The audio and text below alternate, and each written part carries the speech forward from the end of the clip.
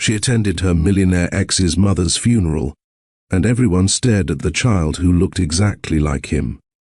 The chapel doors opened at exactly 2:47 p.m., and every conversation stopped. Not because someone important had arrived, the Vance family's wealthy friends had been filing in all morning, but because Shonda Voss walked through those doors holding the hand of a 5-year-old boy who looked exactly like Alistair Vance had looked 30 years ago.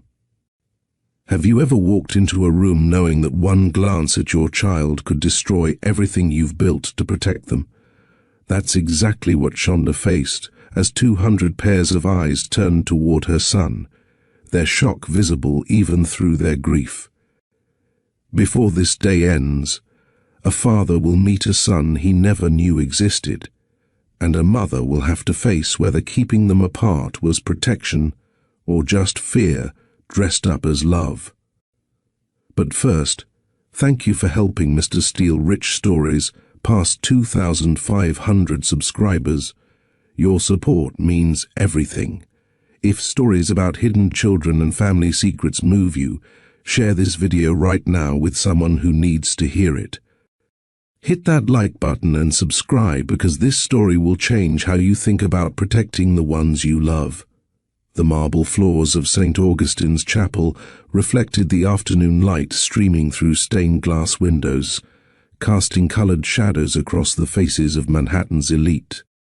Women in designer black dresses worth more than most people's cars dabbed their eyes with handkerchiefs, while men in custom suits checked their phones discreetly, managing million-dollar deals even in mourning. The air smelled of white lilies and expensive perfume, the kind of gathering where grief itself seemed rehearsed and properly dressed.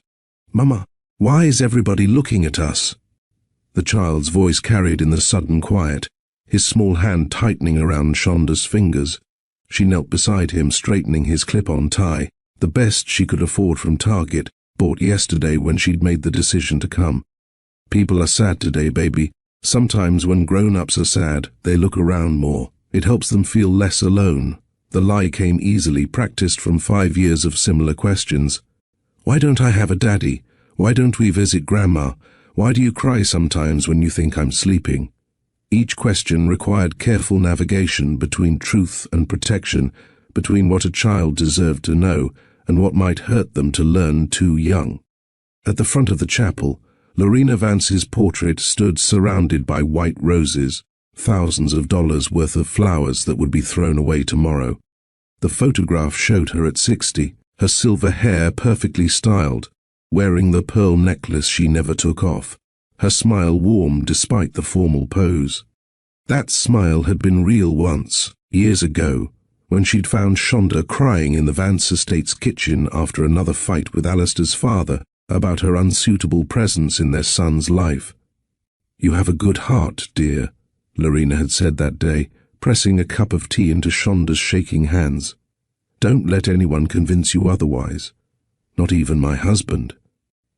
That memory had brought Shonda here today, despite every instinct screaming at her to stay away. Lorena deserved a goodbye from someone who remembered her kindness, not just her money. Alistair Vance stood in the front row, his shoulders rigid beneath a black suit that probably cost more than Shonda made in 3 months. Even from behind, even after 5 years, she knew every line of those shoulders, had traced them with her fingers when they were both 22, and stupid enough to think love could overcome bank accounts and family expectations. His dark hair was shorter now, touched with premature grey at the temples, stress from running his father's company, no doubt. When he turned his head slightly to speak with someone, she caught his profile, the strong jaw she'd kissed 1,000 times, the straight nose her son had inherited, the mouth that used to smile so easily when they were alone. "Is that Shonda Voss?" The whisper came from 3 rows behind them, just loud enough to carry. "Can't be. She disappeared years ago." "No, that's definitely her. I remember her from that charity gala, the one where Roland Vance almost had security escort her out. But look at the boy. Oh my God, he looks just like..." "Shh, whispers spread like ripples across water, each person noticing what couldn't be ignored.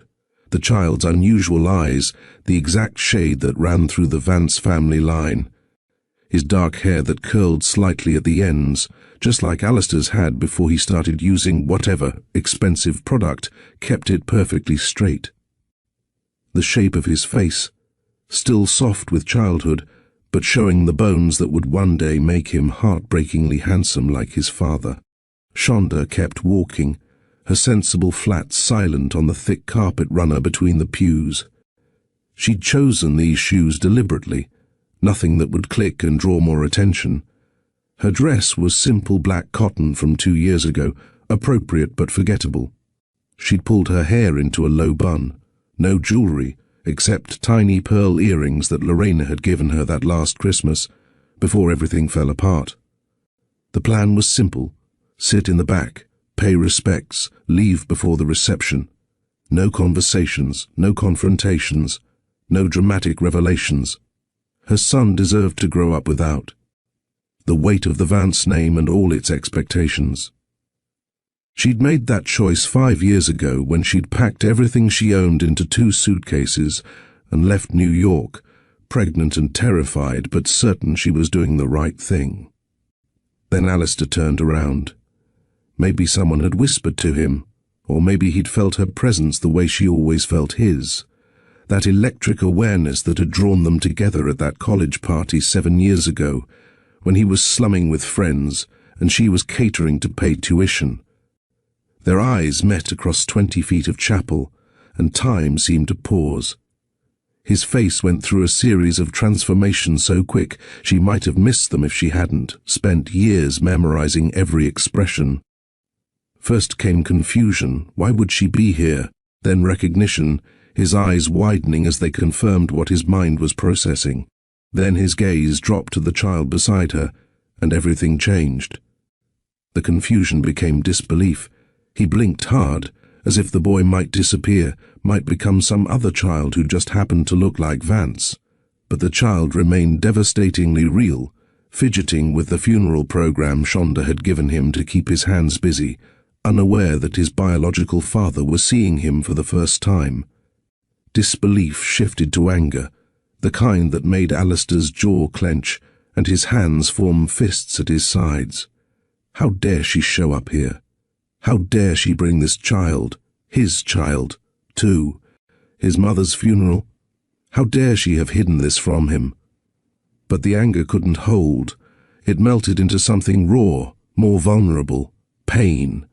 The kind that comes from realizing you've missed 5 years of your son's life. First words, first steps, first day of school, bedtime stories and scraped knees and teaching him to ride a bike. All of it gone, irretrievable, because the woman you once loved decided you didn't deserve to know. Roland Vance, Alistair's father, noticed his son's distraction and followed his gaze. The old man's reaction was subtler but no less intense, a tightening around his eyes, a slight straightening of his already perfect posture.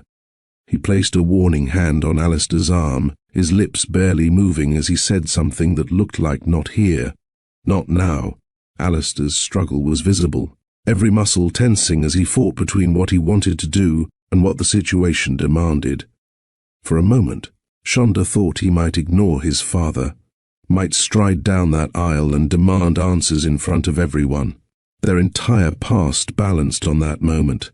Late nights in his dorm room talking about changing the world, sneaking into the Vance Estates pool after midnight, the fight when Roland had offered her $50,000 to disappear, the morning she'd thrown her engagement ring at him and walked out.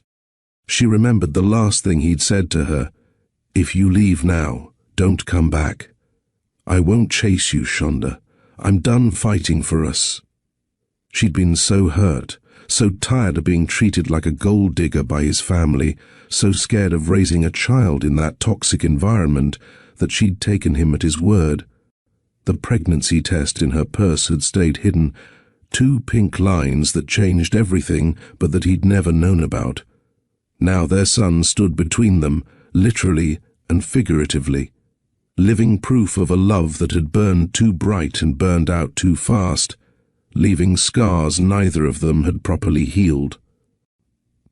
The child looked up at his mother, sensing the tension without understanding it, and Shonda made herself breathe normally, made herself continue toward the back pew, as if her entire world hadn't just shifted on its axis. She could feel Alistair's eyes following them, burning with questions that would have to wait until after his mother was properly mourned and buried. The service will start soon. Prayers would be said, hymns would be sung, and somewhere between the eulogy and the final blessing, she would have to decide whether to run again or finally face what she'd been running from all these years. The boy tugged at her hand as they slid into a back pew. "Mama, who was that man staring at us?" "Just someone I used to know, sweetheart. Someone from a long time ago." He looked sad. Like really, really sad. "Everyone here is sad today, baby. That's what funerals are, places where people come together to be sad about losing someone they loved. Did you love the lady in the picture?" Shonda looked at Lorena's portrait at the front of the chapel, that kind face frozen in time, and felt tears prick her eyes. "I did. She was very good to me once, when I needed someone to be kind. Then I'm glad we came to say goodbye, even if everyone is staring." Out of the mouths of children, Shonda thought, came the simplest truths.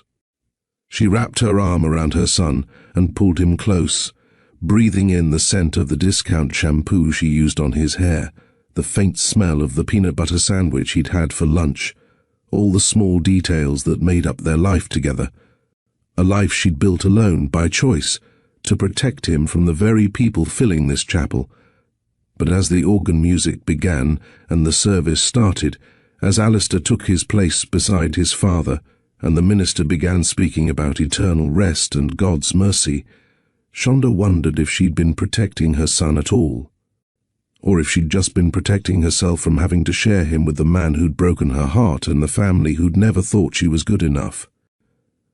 The answer, she suspected, was somewhere in between, and before this day ended, she'd have to face it. 7 years before that funeral, before the child existed, before everything fell apart, Shonda Voss was just another exhausted college student trying to balance textbooks with survival. The campus library stayed open until 2 a.m., and she'd claimed a corner table as her own, close enough to the outlet to charge her ancient laptop, far enough from the main entrance that no one bothered her when she ate the peanut butter sandwiches that served as dinner most nights. She worked the morning shift at campus grounds, the overpriced coffee shop where students ordered $7 lattes without blinking. Her scholarship covered tuition but nothing else, so she poured drinks for kids who spent more on coffee in a week than she spent on groceries in a month. Between shifts, she studied architecture, losing herself in blueprints and building codes, dreaming of designing homes for people who'd never have to choose between rent and textbooks. It was a Tuesday night in October when Alistair Vance first approached her table. She'd seen him around campus. Everyone knew the Vance heir, with his easy confidence and designer everything. But she'd never expected him to stop at her table, looking surprisingly desperate. "Hey, I'm really sorry to bother you, but my laptop just died and I have a presentation due at 8 tomorrow morning. Could I possibly borrow your charger for like 20 minutes? I'll bring it right back, I swear." Shonda looked up from her structural engineering textbook, taking in his expensive watch and perfectly styled hair. "You look like someone who owns a charger store. How do you not have a backup?" Instead of being offended, he laughed, a genuine sound that transformed his face from handsome to approachable. "Fair point. I usually do, but I lent it to someone and forgot to get it back. I'm Alistair, by the way. I know who you are." She unplugged her charger and handed it over. 20 minutes. I'm timing you. You're Shonda from campus grounds, right? You make that thing with the extra shot and the cinnamon that my roommate won't shut up about. Your roommate has good taste and too much money." He laughed again, taking the charger. "Also fair. Mind if I sit here?" The outlets on the other side don't work. That was how it started, with a borrowed charger and gentle teasing that neither expected to continue. But Alistair kept coming back. First, he returned the charger exactly 20 minutes later with a caramel macchiato from campus grounds, interest payment he'd called it.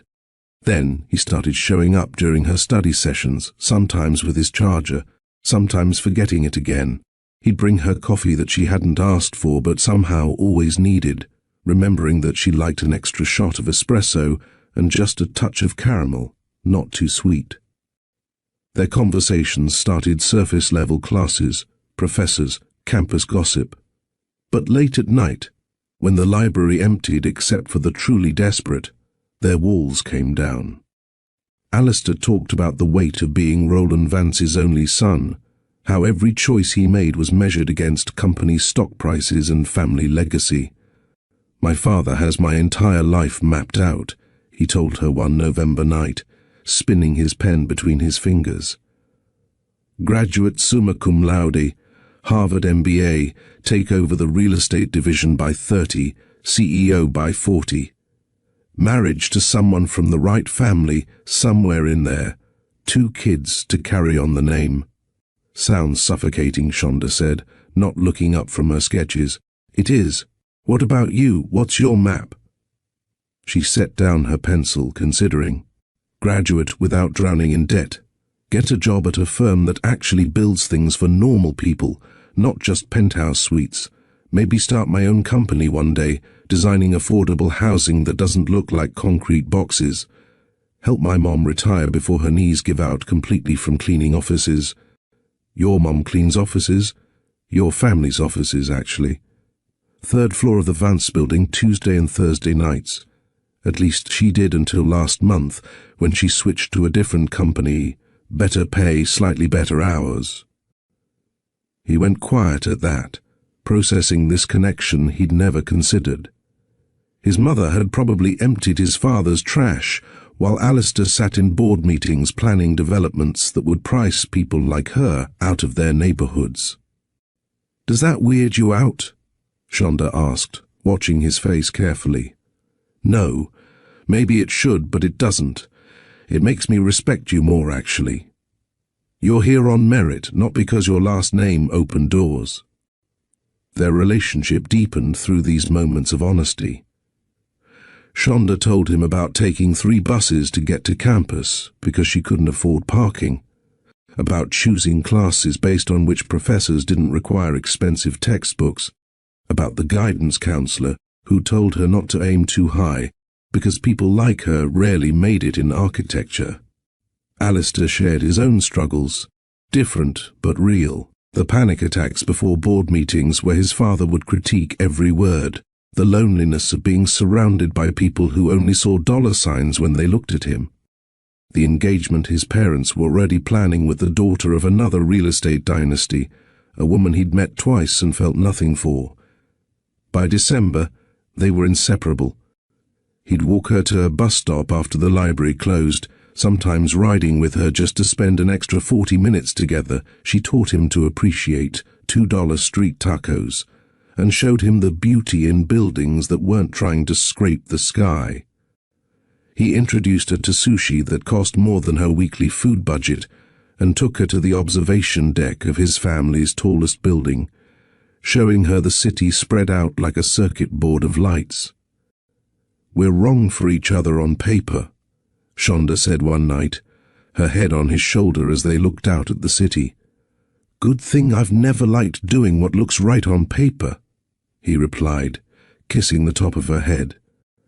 The first time Shonda met Lorena Vance was at the family's estate in Westchester, 3 months after that first borrowed charger. Alistair had insisted his mother wanted to meet her, though Shonda suspected it was more about inspection than invitation. The house, if you could call something with 16 bedrooms a house, sat on 5 acres of perfectly maintained grounds. The driveway alone was longer than her entire street back home. "Stop fidgeting," Alistair said as they walked up the marble steps. "She's going to love you. Your mother is going to take one look at my department store dress and know exactly where I don't belong. You belong wherever you want to belong. Easy for him to say. The housekeeper who answered the door wore clothes nicer than Shonda's best outfit. The foyer was bigger than her entire apartment, with a chandelier that probably cost more than her mother made in 5 years. Every surface gleamed with the kind of clean that came from hired help, not Saturday morning chores. Lorena Vance appeared like she'd been painted into the scene. Silver hair perfectly coiffed, wearing casual clothes that whispered rather than shouted their price tags. Movements graceful in the way of people who'd never had to rush for anything. "You must be Shonda," she said, her voice warm but careful. "Alistair has told me so much about you." The formal dining room was set for lunch with china that looked too delicate to actually use. Shonda sat carefully, terrified of breaking something worth more than her tuition. The conversation stayed polite and surface level until Lorena suddenly said, "Would you like to see the kitchen? I find formal dining rooms suffocating, don't you?" The kitchen, despite being the size of most people's entire homes, felt more human. Lorena dismissed the staff and made tea herself, her movements practiced and fond. "Tell me something about yourself that has nothing to do with my son," Lorena said, setting a cup in front of Shonda. Real china, but somehow less intimidating without the dining room's formality. "I sketch buildings," Shonda said, surprising herself with honesty. "Not just for my classes, I mean everywhere. I see structures in everything. The way light hits a fire escape, how shadows make ordinary buildings look extraordinary at sunset. I have notebooks full of drawings of places I want to design someday. May I see them?" Shonda pulled her sketchbook from her bag, embarrassed by its worn cover and coffee stains, but Lorena handled it like something precious, studying each page carefully. "This one," she said, stopping at a design for low-income housing that managed to include private gardens. "You have an eye for seeing what people need, not just what they can afford. Don't let life talk you out of using that gift. Most people lack vision. You don't. That's worth more than the right background." They spent 2 hours in that kitchen talking about art and buildings and the way cities could be more than just concrete and profit. Lorena showed her photos from her own youth, before Roland, before the money, when she'd wanted to be a painter. "I gave it up for all this," she said, gesturing vaguely at the estate. "Some days I wonder if I made the right choice. Don't let anyone make that choice for you, Shonda. Not even my son." Roland Vance arrived home as they were leaving the kitchen. Shonda recognized him from business magazines, silver fox handsome, with eyes that calculated property values in every glance. His suit probably cost more than her mother's annual salary. "You must be Alistair's friend from school," he said, the word friend carrying weight that suggested he knew exactly what she really was. His handshake was brief, professional, and dismissive. "Shonda is studying architecture, Roland," Lorena said, something protective in her tone. "How interesting. Such a challenging field, especially for someone without connections." His smile never wavered, but the message was clear: "You don't belong here." "Shonda's brilliant, Dad. Top of her class," Alistair said, his arm finding her waist. "Intelligence is certainly important, though success often requires more than just grades, doesn't it? The right partnerships, the right background. I'm sure you understand, Miss Voss." The way he said her last name made it clear he'd already researched her, knew about her mother's cleaning jobs, her father who'd left when she was 3, the apartment in the part of town his company was planning to gentrify. "I understand perfectly, Mr. Vance," Shonda replied, keeping her voice steady despite the burning in her chest. The interaction lasted maybe 3 minutes, but it set the tone for everything that followed. Roland Vance had decided she was temporary, a phase his son would outgrow, the kind of mistake young men made before settling into their real lives with suitable wives who brought the right names and connections. But for a while, none of that mattered. Spring arrived, and their relationship bloomed with it. Shonda's tiny studio apartment became their sanctuary, where Alistair could be more than just the Vance heir. They'd sit on her fire escape, sharing Chinese takeout from containers, planning a future that seemed possible in those moments. "When you have your own firm," Alistair would say, "I'll be your first investor." "With what money?" "I thought you were going to give it all away and become a teacher," she'd tease back, referring to one of his 3 a.m. confessions about what he'd do if the family name didn't weigh him down. They studied together for finals, her architectural models taking over his expensive apartment, while his business textbooks cluttered her tiny table. She taught him to see buildings as more than investments, as homes, as dreams, as spaces where lives unfolded. He taught her that. Having money didn't automatically make someone soulless. That privilege could be acknowledged and used for good. On her birthday, instead of expensive jewelry she couldn't wear anywhere, he gave her a set of professional drafting tools, the kind she'd been saving for months to afford. "For the buildings you're going to design, that'll make the Vance Towers look like amateur hour," he'd said. They spent summer afternoons in Central Park, sketching while he read business proposals, occasionally looking up to watch her work. The way her forehead creased when she concentrated, how she bit her lip when getting the perspective just right. He memorized all of it, though neither knew he was storing memories for years of absence ahead. Those were the days when love felt like enough, when Shonda could almost believe she belonged in his world, and Alistair could almost believe he could leave it for hers. They existed in a bubble where Roland's disapproval and society's expectations couldn't reach them, where a girl from the wrong side of the tracks and a boy with too much money could write their own story. She kept the engagement ring he gave her that September in its box for 3 days before wearing it, terrified and thrilled in equal measure. It wasn't ostentatious, he knew her well enough for that. Just a simple band with a modest diamond, the kind of ring a young architect might buy herself someday. "I want to do this right," he'd said, down on one knee in her tiny apartment rather than some fancy restaurant. "I want to wake up next to you in 50 years, still arguing about whether that building is Art Deco or Art Nouveau." She'd said yes, of course. Said yes to him and to the future they'd planned, and to the belief that love could overcome anything, even Roland Vance's checkbook and society's expectations. For exactly 2 months, she wore that ring and believed in their future. Until the morning she stood outside his apartment door and heard a conversation that shattered every dream they'd built together. The bathroom in Shonda's studio apartment was barely big enough to turn around in, but on that November morning, it felt like the walls were closing in entirely.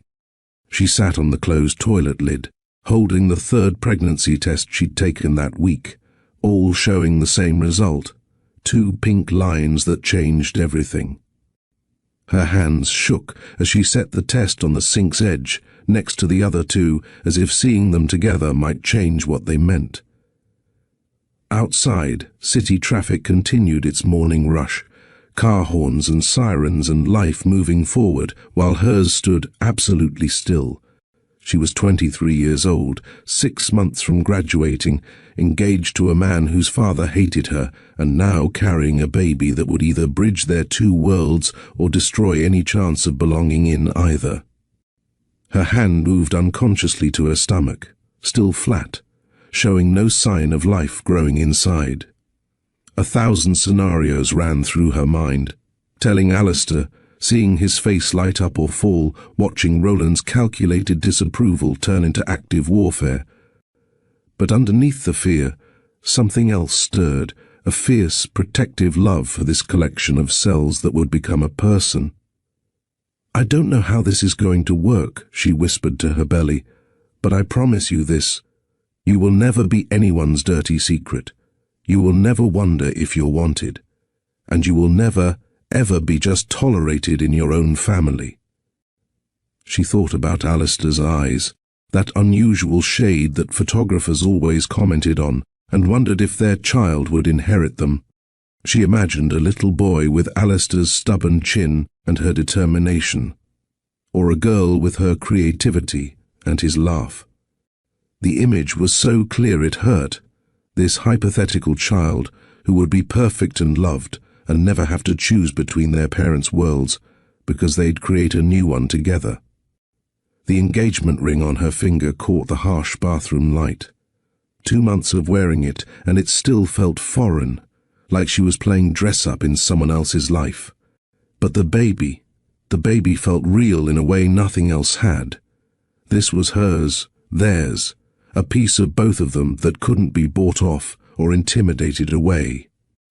She stood up, legs steadier now, and wrapped the tests in toilet paper before throwing them in the trash. She'd tell Alistair tonight. He'd been working late all week, something about a new development his father was pushing through, but she couldn't wait any longer. He deserved to know. They'd figure out the rest together. That's what people in love did, right? By 7 that evening, Shonda stood outside Alistair's condo building, November wind cutting through her coat. She'd changed clothes 3 times, finally settling on the green dress he'd bought her for her birthday. The one that made her eyes look brighter, he'd said.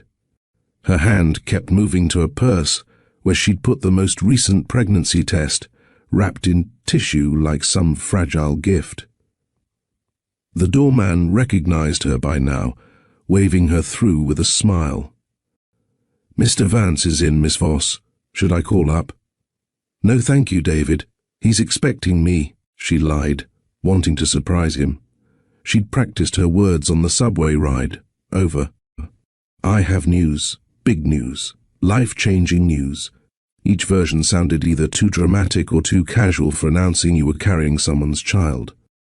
The private elevator to the penthouse hummed quietly as it rose 23 floors. She watched the city shrink below through the glass walls, lights beginning to twinkle as evening settled over Manhattan. This view still amazed her. The whole world spread out like possibility itself. Their child would grow up seeing this, taking for granted what she'd worked so hard just to glimpse. The elevator opened directly into Alistair's apartment, another rich person thing she'd never get used to. Usually music would be playing, or she'd hear him on a conference call, using his business voice that was nothing like how he spoke to her. But tonight, she heard something else, voices, multiple, and one of them made her stomach drop. Roland Vance was here.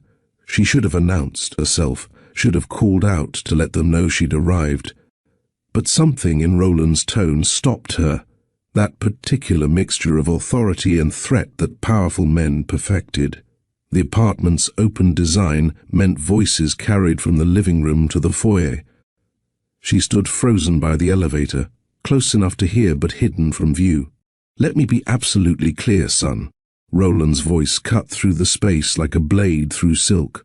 "The board meets next month to confirm your position as Executive Vice President of Development. This is not a given, it's a test. They're watching you, watching us, watching for any sign that you're not ready for real responsibility." "I understand, Dad." Alistair sounded tired, the way he did after their fights about his family. "Do you? Because your recent choices suggest otherwise. This girl, Shonda. Her name is Shonda, and she's my fiancée. She's a distraction you can't afford. The Hendersons' daughter is back from Switzerland. Cambridge MBA, her father owns the 3rd largest commercial real estate firm in the country. That's the kind of alliance that builds empires. I'm not marrying someone for their father's portfolio." Roland's laugh was cold, practiced. "You think this is about marriage? This is about survival. Our competitors are circling, waiting for any weakness. You show up to the board meeting with that girl, a nobody from nowhere, with nothing to offer but a pretty face and ambitious dreams she'll never achieve, and they'll eat you alive. She's graduating top of her class. She's brilliant. She's pregnant, isn't she?" The silence that followed felt like a held breath. Shonda's hand flew to her stomach protectively, even though there was no way Roland could know. Unless, had Alistair already told him? But no, she heard genuine confusion in Alistair's response. "What? No, why would you even—" "Because I've seen this before. These girls get their hooks in with sex and sentiment, then suddenly there's a baby and you're trapped. Tell me truthfully, if she showed up tomorrow claiming to carry your child, what would you do? Another silence, longer this time. Shonda pressed herself against the wall, needing to hear his answer, needing him to defend their love, their future, their unborn child he didn't even know about yet. I will handle it. Handle it how? I don't know, Dad. She's not pregnant. This is hypothetical. Nothing is hypothetical when you're Vance. Every scenario needs a plan. So I'll tell you what you do. You'd send her to Dr. Morrison's clinic upstate. Discreet, professional, problem solved. Or if she insisted on keeping it, there are documents, custody agreements, financial settlements. The child would be provided for, naturally, but at a distance. No claims on the family name, no disruption to your real life. My real life includes Shonda. For now. But when you're running this company, when you're married to someone who actually strengthens your position instead of weakening it, when you have legitimate heirs with the right bloodlines, you'll thank me for this conversation. You're asking me to choose. I'm telling you the choice has already been made. You can either accept it gracefully or learn the hard way that fighting me means losing everything. Your position, your inheritance, your future. I've built this empire for you, but I can just as easily hand it to your cousin Michael. He's been quite eager lately, and his engagement to the senator's daughter certainly helps his case. You wouldn't. Try me. End it with the girl by month's end, or I'll end your career before it starts. No dramatic scenes, no surprise pregnancies, no scandals. Just a clean break and a return to the path we've set for you. Shonda couldn't listen anymore. Her legs moved without conscious thought, carrying her back to the elevator. She pressed the button with shaking fingers, praying it would arrive before anyone discovered her. The word handle echoed in her mind, such a cold corporate term for what should have been joy. I would handle it. The elevator doors opened with a soft chime that sounded like an ending. She stepped inside, catching one last fragment of conversation. I understand, Dad, Alistair was saying. I'll handle everything. The descent felt endless. 23 floors of processing what she'd heard, of understanding that the fairy tale she'd let herself believe was just that, a story for children who didn't know how the world really worked. By the time she reached the lobby, her face was composed enough that David simply wished her a good evening, not noticing her world had just shattered. The November wind felt colder now, cutting through her coat and dress straight to her bones. She walked without direction, her feet carrying her automatically while her mind replayed every word. These girls get their hooks in, problem solved, legitimate heirs with the right bloodlines. Her hand found her stomach again, protective and possessive. Her child, their child, reduced to a problem requiring a solution, a scandal to be avoided, an inconvenience to be handled. And Alistair, the man who'd promised to love her forever, who'd knelt in her tiny apartment and sworn they'd build a life together. He'd said he understood. He'd said he would handle it. The pregnancy test in her purse felt like it weighed 1,000 pounds. She stopped at a trash can on the corner, pulling it out and staring at those 2 pink lines that had seemed like a beginning just hours ago. Now they looked like prison bars, trapping her between impossible choices. But as she stood there in the cold, one truth crystallized with absolute clarity. She would not let her child become Roland Vance's problem to solve. She would not watch Alistair choose his father's approval over their baby's existence. She would not raise this child in a family that saw them as a threat rather than a gift. She put the test back in her purse and started walking toward the subway. By the time she reached her apartment, she'd made her decision. By morning, she'd start planning her escape. She didn't answer Alistair's calls that night or the next morning. By afternoon, he was at her door, knocking with increasing urgency. Shonda, I know you're in there. Your neighbor said she saw you come home. Please, just talk to me. She stood on the other side of the door. her hand on the chain lock, fighting between the urge to let him in and the need to protect herself and her baby from what she'd heard. "We need to talk," he said, his voice muffled through the door. "David said you came by last night but left without coming up. What's going on?" She opened the door but left the chain on, showing only a sliver of her face. "I heard you talking to your father." His face went through several expressions: confusion, realization, then something that looked like panic. "Shonda, let me in. Let me explain." "Explain what? How are you going to handle me? How I'm a distraction you can't afford? You don't understand the context. I understand enough. Answer one question for me, Alistair. Just one, and be honest. Anything. If I were pregnant, hypothetically, would you tell your father?" The question hung between them like a loaded weapon. She watched his face, saw him trying to formulate the right answer, the careful answer, the answer that would get her to open the door. But she didn't want to be careful. She wanted the truth. We would need to discuss the timing. The timing. She laughed, but there was no humor in it. Not "I'd be thrilled" or "we'd figure it out together."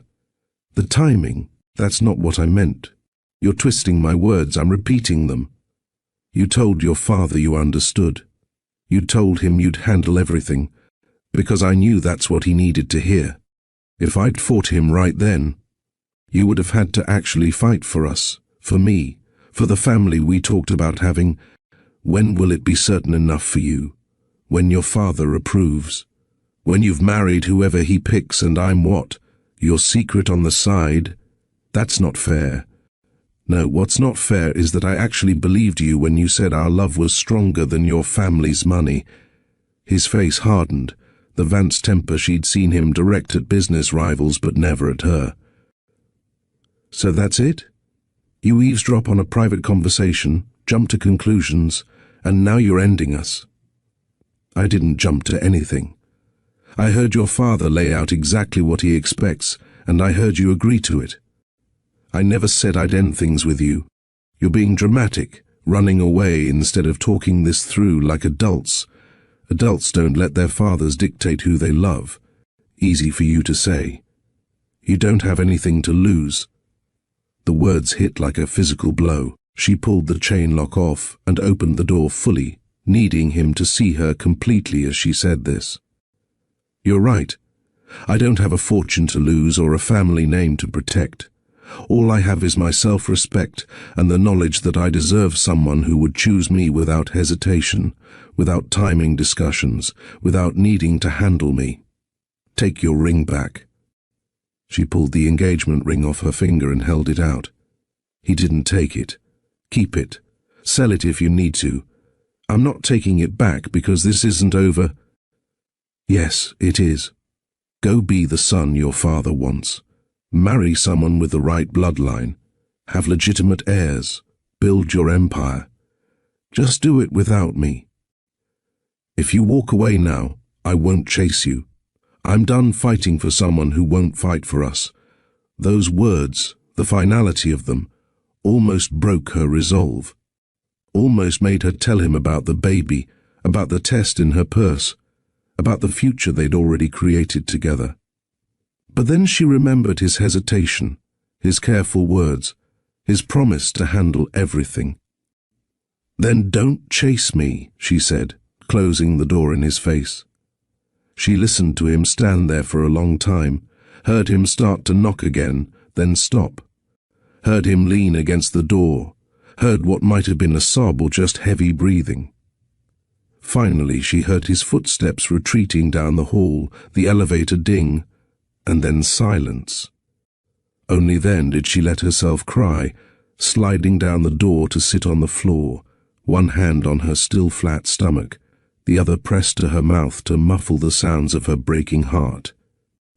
3 weeks later, Shonda's apartment was empty except for the furniture that came with it.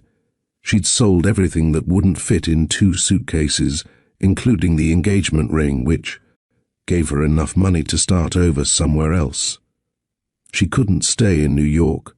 Too many memories, too much chance of running into Alistair or his family, too easy for Roland to find her if he decided she was a threat worth eliminating. Her mother had cried when she'd explained she was leaving, though Shonda kept the pregnancy hidden for now. Denise Voss had raised a practical daughter, and she understood running when staying meant drowning. "If you need to go, you go," she'd said, pressing emergency money into Shonda's hand that she couldn't afford to give. "But you call me every week, you hear? And when you're ready to tell me what you're really running from, I'll be here." Shonda had considered several cities: Boston, Philadelphia, Washington, D.C., anywhere far enough to make casual discovery unlikely, but close enough to get back if her mother needed her. She'd chosen Philadelphia because a small architecture firm there had offered her an entry-level position based on her portfolio alone, no background check beyond verifying her degree. The pay was modest, the projects unglamorous, but it was a start. More importantly, it was anonymous. The hardest goodbye was to Marisol Carter, her friend from school who'd gotten her through calculus and structural engineering. They sat in their favorite coffee shop, not campus grounds, never there anymore, while Shonda explained what she could without explaining everything. "This is about Vance, isn't it?" Marisol wasn't asking. "Girl, everyone could see how you two looked at each other. What happened? His family happened. His father happened. Reality happened." Shonda stirred her coffee without drinking it. "I can't stay here, Marisol. I need distance to figure out my next steps. Philadelphia isn't that far. I can visit, right? Maybe, eventually. But I need you to promise me something. If anyone asks where I went, especially anyone with money and lawyers, you haven't heard from me. You don't know where I am." Marisol grabbed her hands across the table, understanding dawning in her eyes. "Shonda, are you in trouble? Does he know?" "He doesn't know anything, and I need to keep it that way. Just for a while. Just until I figure things out. You know I've got your back. Always. But promise me you'll stay in touch. Even if it's just a text every few weeks so I know you're okay. I promise." They hugged goodbye on the sidewalk outside, both crying, both pretending they weren't. Shonda got on the subway heading to Port Authority, 2 suitcases and a bus ticket to Philadelphia, her only possessions. The pregnancy was starting to show if you knew what to look for: a slight thickening of her waist, a fullness to her face. In a few more weeks it would be obvious. On the bus, watching New York disappear in the rearview window, she placed one hand on her belly and made a silent promise. "We're going to be okay, baby. I'm going to build us a life where you're wanted and loved and never, ever have to wonder if you're good enough. Just you and me against the world." She believed it too at that moment, believed she could do this alone, could raise a child and build a career, and never need Alistair Vance or his family's money or approval. She believed that running was protecting her baby, not depriving them of a father. She believed a lot of things on that bus ride to Philadelphia. Time would teach her which beliefs were wisdom and which were just fear wearing a different mask. Think about this moment, Shonda standing outside Alistair's door, hearing that conversation between father and son. If you heard what she heard, would you have run like she did, or would you have confronted him with the truth about the pregnancy? Type run if you think protecting yourself and your child from a hostile family is the right choice, even if it means the father never knows. Type confront if you think he deserved the chance to prove whether he'd choose his child over his father's demands. These impossible choices, between protection and honesty, between safety and completeness, define so many real relationships. Your perspective matters because it helps us understand the different ways people navigate fear and love. If this story is gripping you, if you're feeling the weight of Shonda's decision and Alistair's weakness, hit that like button and share this with someone who understands how complicated family and love can be. Subscribe to Mr. Steele Rich Stories because we're just getting started with this journey of hidden children, broken trust, and the question of whether people truly can change. 5 years had transformed Shonda Voss from an ambitious architecture student into something she'd never planned to be. A single mother who traded blueprints for breakfast shifts, designed software for double shifts, and dreams of building skylines for the reality of building one small life, day by day. Philadelphia had been her home for 18 months, long enough to have the baby, recover, and realize that small city architecture firms paid even less than she'd feared. When her mother's health started declining and Denise needed help she wouldn't ask for, Shonda made the calculated decision to return to New York. Not Manhattan, where memories lived on every corner, but Queens, affordable, anonymous, far enough from the Vance world that casual encounters were unlikely. The alarm went off at 4:45 a.m. every morning in their 2-bedroom apartment. She'd shower quickly, using the bathroom light to avoid waking her son, then dress in her catering uniform. Black pants, white shirt, comfortable shoes that had seen too many miles across hotel ballroom floors. By 5:30, she'd be at her neighbor's apartment next door, gently transferring a still-sleeping child from her arms to the elderly woman's couch. Mrs. Patterson charged half what other sitters did, understanding without words what it meant to struggle, to count every dollar twice before spending it once. She'd lost her own daughter young, and treated Shonda's son with the tenderness of a grandmother grateful for second chances. The catering company van picked her up at 6, and she'd spend the next 10 hours serving food to people who never really saw her. Just another pair of hands offering champagne and canapés at corporate events and upscale weddings. Her feet would ache by noon, her back by 3.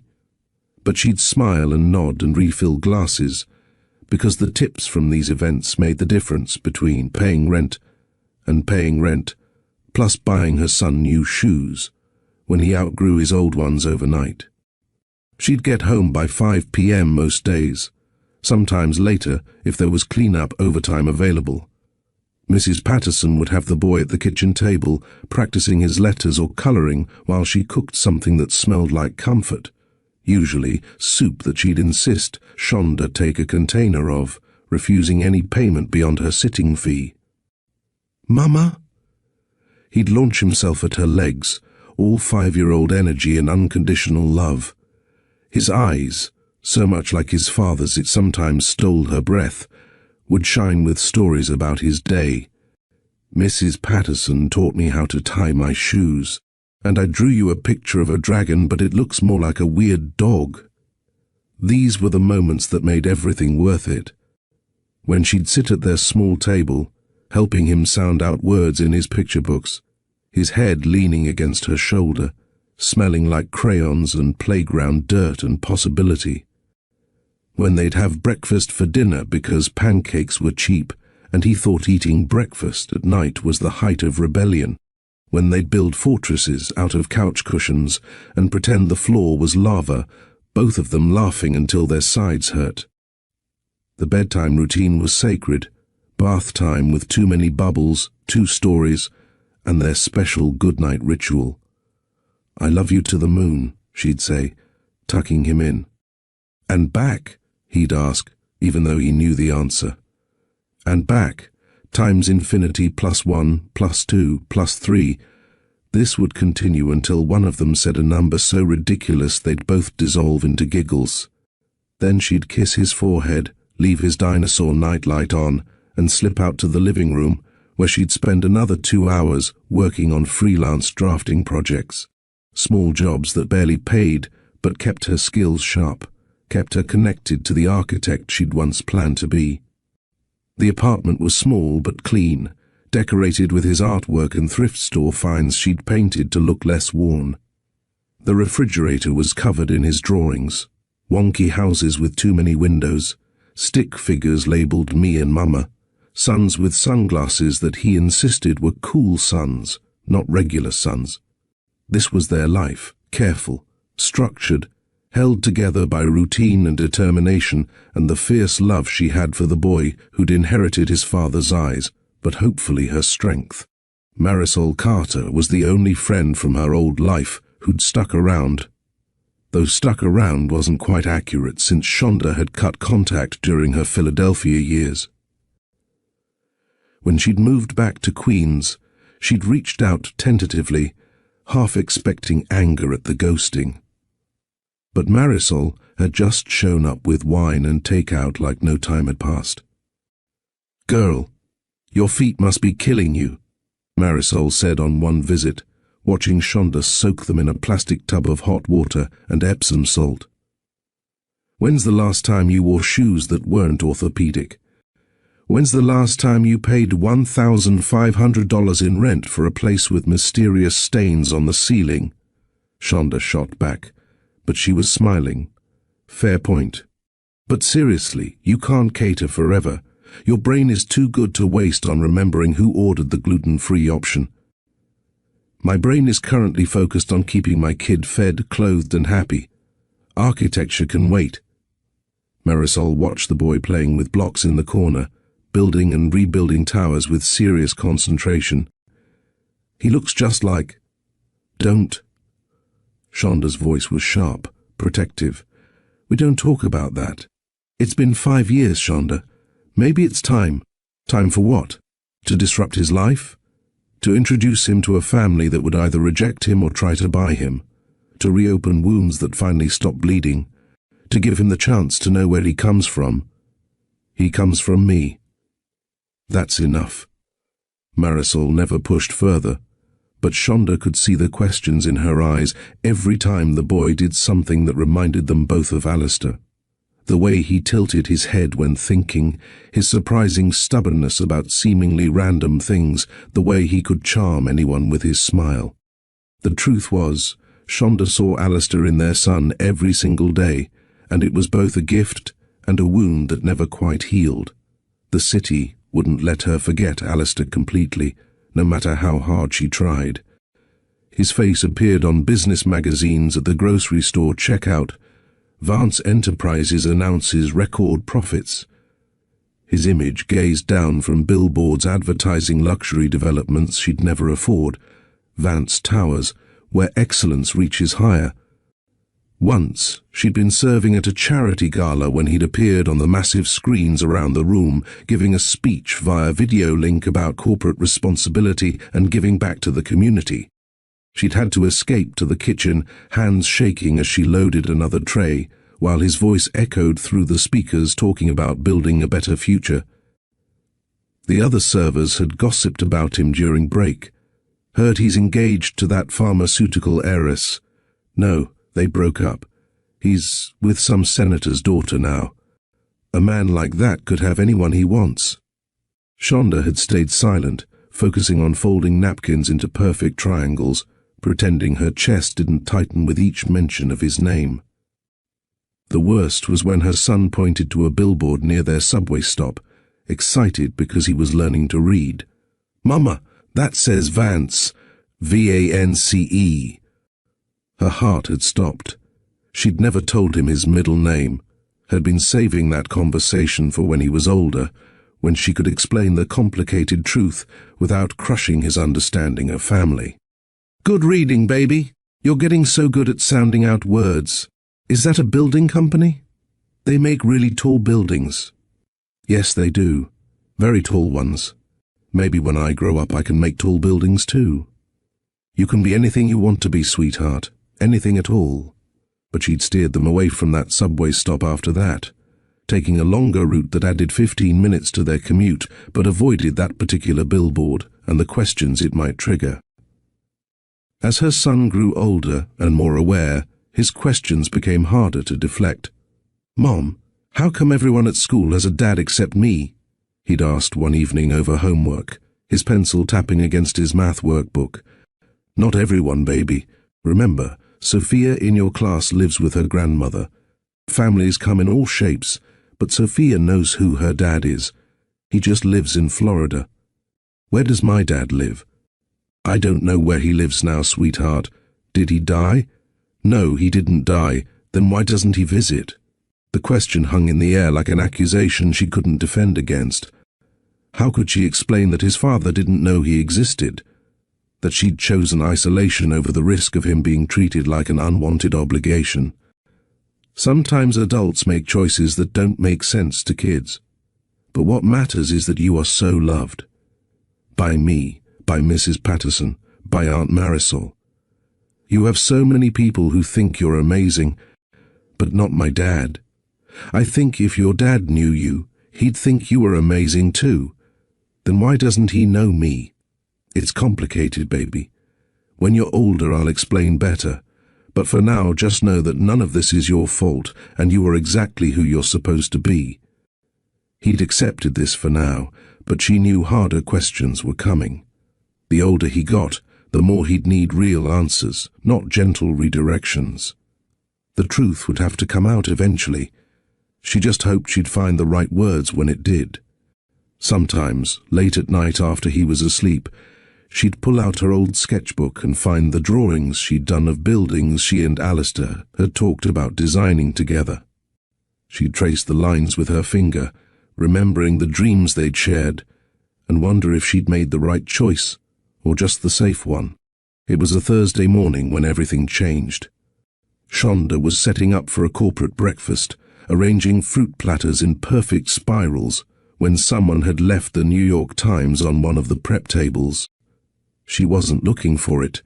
She'd trained herself not to look for anything Vance-related, but the name jumped out from the obituary section like it was printed in neon. Lorena Vance, philanthropist and arts patron, dead at 67. Her hands stilled on the strawberries she'd been placing. Around her, the kitchen continued its morning chaos. Servers rushing, chefs shouting orders, the dishwasher clanging, but all she could hear was her own heartbeat. She picked up the paper with trembling fingers, reading quickly. Lorena Vance, wife of real estate mogul Roland Vance and mother of Alistair Vance, died Tuesday after a brief illness. She was known for her support of emerging artists and her work with literacy programs in underserved communities.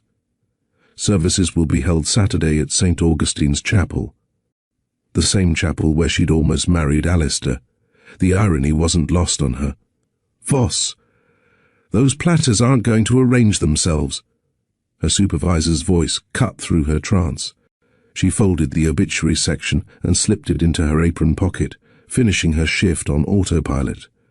Lorena was gone, the one person in that family who'd seen her as more than an opportunist, who'd encouraged her dreams instead of dismissing them, who'd made her tea and talked about art and life and choices. The last time she'd seen Lorena was at that final Christmas party before everything fell apart. The older woman had pulled her aside, pressing a small wrapped box into her hands. For when you need to remember that you have value beyond what others assign to you, she'd said cryptically. Inside had been the pearl earrings Shonda still wore on special occasions, the only jewelry she'd kept from that time in her life. She touched them now through her uniform shirt, feeling their small weight against her earlobes. That night, after her son was asleep, Shonda sat on her couch with her laptop, reading every article about Lorena's death she could find. The funeral was in 2 days. Open to the public, though everyone knew public in the Vance world meant their version of public, people with the right clothes and the right names, and the right bank accounts. Her phone lay beside her, Marisol's number pulled up but not dialed. She knew what her friend would say, "Don't go. It's not worth the risk." Or maybe, "Go. You need closure." The problem was, Shonda didn't know which advice she wanted to hear. One voice in her head, the protective mother voice, said she had no right to attend. She'd walked away from that family, chosen to raise her son alone rather than subject him to their judgment. Showing up now would be hypocritical, selfish, potentially dangerous to the careful life she'd built. But another voice, quieter but insistent, reminded her that Lorena had been kind when she didn't have to be. That funeral wasn't about Roland or Alistair or old wounds. It was about saying goodbye to someone who'd made her feel seen during a time when she'd been invisible to everyone else who mattered. She thought about her son sleeping in the next room, how she'd taught him about respect and gratitude and honoring people who'd been good to you. How could she teach him these values if she couldn't practice them herself? The real question haunted her. Was staying away protecting her son, or was it protecting herself? After 5 years, the answer was getting harder to distinguish. She closed the laptop and picked up the obituary she'd saved, running her fingers over Lorena's photograph. The woman smiled back at her, that same warm expression she'd worn when she'd said, "You have an eye. Don't let life talk you out of using it." "I never became the architect you thought I could be," Shonda whispered to the photographer, "but I became a mother. I think you would have understood that choice." But would Lorena have understood keeping her grandson a secret? Would she have approved of Shonda's decision to raise him in Queens instead of letting him know his heritage? These questions had no answers now, just the hollow ache of wondering what might have been different if Lorena had known. By midnight, she'd made her decision. She would go to the funeral, and she would take her son, not to create drama or reveal secrets, but to pay respects to a woman who'd shown her kindness when the rest of the world had shown her its back. She pulled her one black dress from the closet, the same one she'd worn to job interviews and school presentations, simple and appropriate and invisible. It still fit, mostly, though her body had changed since carrying her son, becoming softer in some places, stronger in others. Her son had a small suit from the thrift store bought for a cousin's wedding last year. The pants were slightly short now. He was growing so fast, but with the jacket buttoned, no one would notice. Or at least she hoped they wouldn't notice. The Vance crowd noticed everything. She made a plan, strategic and careful like all her plans these days.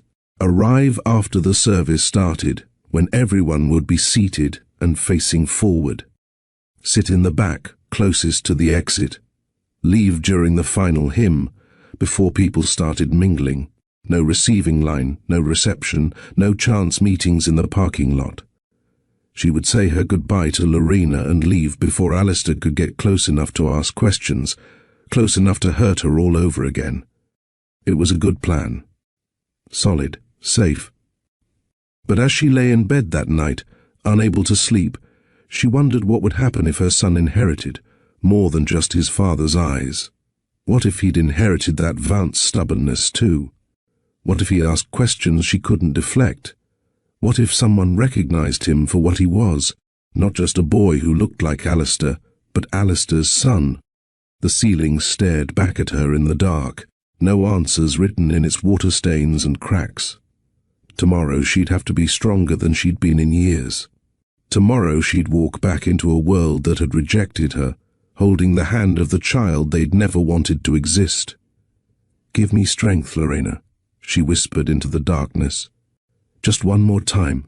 Help me be brave enough to do the right thing." She touched the pearl earrings on her nightstand, the last gift from a woman who'd believed in her when no one else had. She'd wear them to the funeral, a small tribute to kindness in a world that often valued everything else more. Outside, sirens wailed, and the city continued its restless night. Inside this small Queen's apartment, a single mother prepared to face the past she'd been running from for 5 years, armed with nothing but love for her son and respect for a woman who deserved to be remembered. The organ music filled St. Augustine's chapel with somber majesty, each note reverberating through the stone walls like grief-given sound. Shonda kept her arm around her son, who sat unnaturally still beside her, his 5-year-old energy temporarily subdued by the formal atmosphere and sea of black clothing. "Why is everyone so quiet?" he whispered, his voice carrying further than he intended in the hushed space. She leaned close to his ear, speaking softly. "When someone passes away, we gather to remember them and say goodbye. The quiet helps us think about all the good memories, like when we said goodbye to Mrs. Patterson's cat. Similar, yes. But this is for a person, so it's bigger."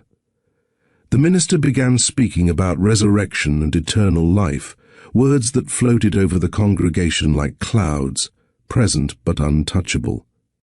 Her son fidgeted with his clip-on tie until Shonda gently stilled his hands, giving him her phone to play with on silent mode, knowing this was the only way to keep him settled through what would be a long service. The chapel was exactly as she remembered from years ago when she and Alistair had met with the minister about their wedding plans. The same stained glass windows casting rainbow patterns across marble floors, the same wooden pews that creaked slightly when people shifted, the same altar where she'd imagined standing in white instead of hiding in black. From her position in the back, she could see the family in the front rows. Roland sat rigid as a statue, his grief invisible behind perfect posture. Alistair was beside him, shoulders slightly hunched in a way that made him look younger, more vulnerable than the confident executive on billboards. Other relatives filled the surrounding pews, cousins and aunts and business partners who were practically family, all maintaining that careful balance between showing appropriate sorrow and preserving dignity. The eulogies began with Roland's business partner, a silver-haired man who spoke about Lorena's grace at charity galas, and her ability to remember everyone's names at company events. He told a story about her organizing a fundraiser that raised $3 million for the Metropolitan Museum, as if the dollar amount was the measure of her worth. Next came a woman from Lorena's book club, who talked about her love of Russian literature and her insightful comments during their monthly meetings. She mentioned Lorena's generous hosting and the way she always served tea in actual china, never paper cups, details that painted a picture of refined elegance but revealed nothing of the woman's heart. A cousin spoke about family holidays at the Vance estate, the perfectly decorated Christmas trees and elaborate dinner parties, where Lorena orchestrated every detail like a conductor leading a symphony. Each story was polished, appropriate, entirely focused on the public persona rather than the private person. The minister introduced each speaker with practiced formality, and Shonda found herself growing frustrated with these surface-level remembrances. Where were the stories about Lorena's kindness to people who couldn't benefit her? About her quiet doubts regarding the world she'd married into, about the woman who'd made tea for a crying girl in her kitchen and told her she had value beyond what others assigned. Her son tugged at her sleeve. "Mama, they're talking about fancy parties. Was the nice lady fancy?" "She could be fancy when she needed to be," Shonda whispered back. "But she was also kind." "That's more important than fancy." "Oh, I think being kind is better too." From the mouths of children, she thought, came the truths adults spent entire eulogies avoiding. When Alistair rose to speak, the atmosphere shifted.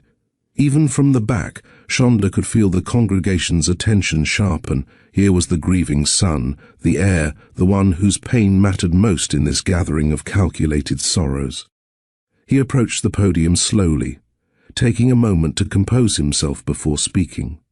When he finally looked up, his eyes swept across the crowd, pausing for just a moment when they reached the back rows, though she couldn't be sure if he'd seen her specifically or was just taking in the full room. "My mother," he began, then stopped, clearing his throat. "My mother lived in two worlds. There was the Lorena Vance you all knew, the hostess, the philanthropist, the woman who could make small talk with anyone and make them feel like the most important person in the room. But there was another version of her, one that few people got to see." He paused, his fingers gripping the podium edges. Late at night, after the parties ended and the guests went home, she'd sit in the kitchen, never the formal living room, always the kitchen, and she'd talk to me about real things, about art that moved her, not because it was expensive, but because it spoke to something inside her, about people she'd met who were doing interesting things with their lives, regardless of their bank accounts. Shonda's son looked up from the phone, drawn by something in Alistair's voice.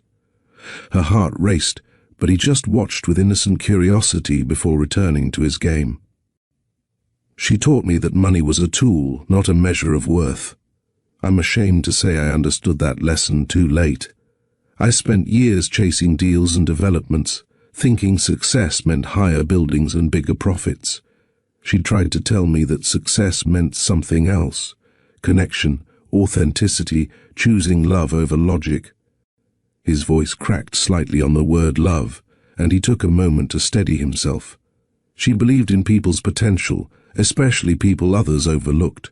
She'd champion artists who were still learning their craft, support businesses that were just starting out, defend choices that didn't make sense on spreadsheets but made perfect sense in the heart.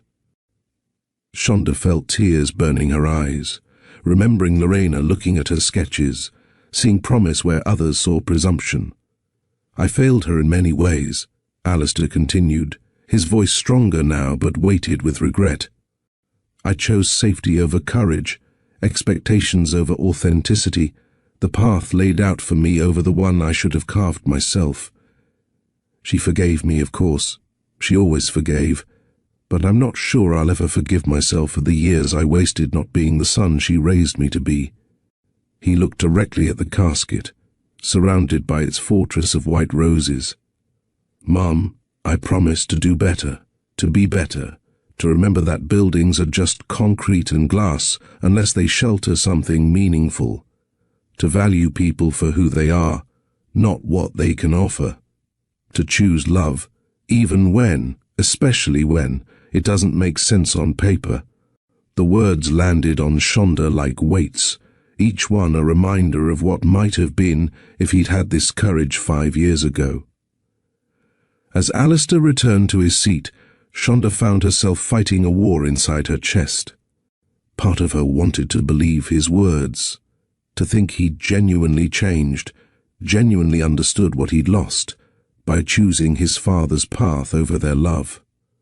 But another part, the part that had heard him promise to handle her, wondered if he'd just learned to say the right things at the right times. Rich people were good at that, performing emotion when it served them, showing depth during eulogies and shallowness in boardrooms. How many times had she watched him switch between the Alistair she loved and the Vance heir his father demanded, like changing masks between scenes? Still, the pain in his voice had sounded real. The regret had weight to it, substance that couldn't be faked. Or maybe she just wanted to believe it was real because it would mean their love had mattered, had changed him even if it hadn't been enough to choose her.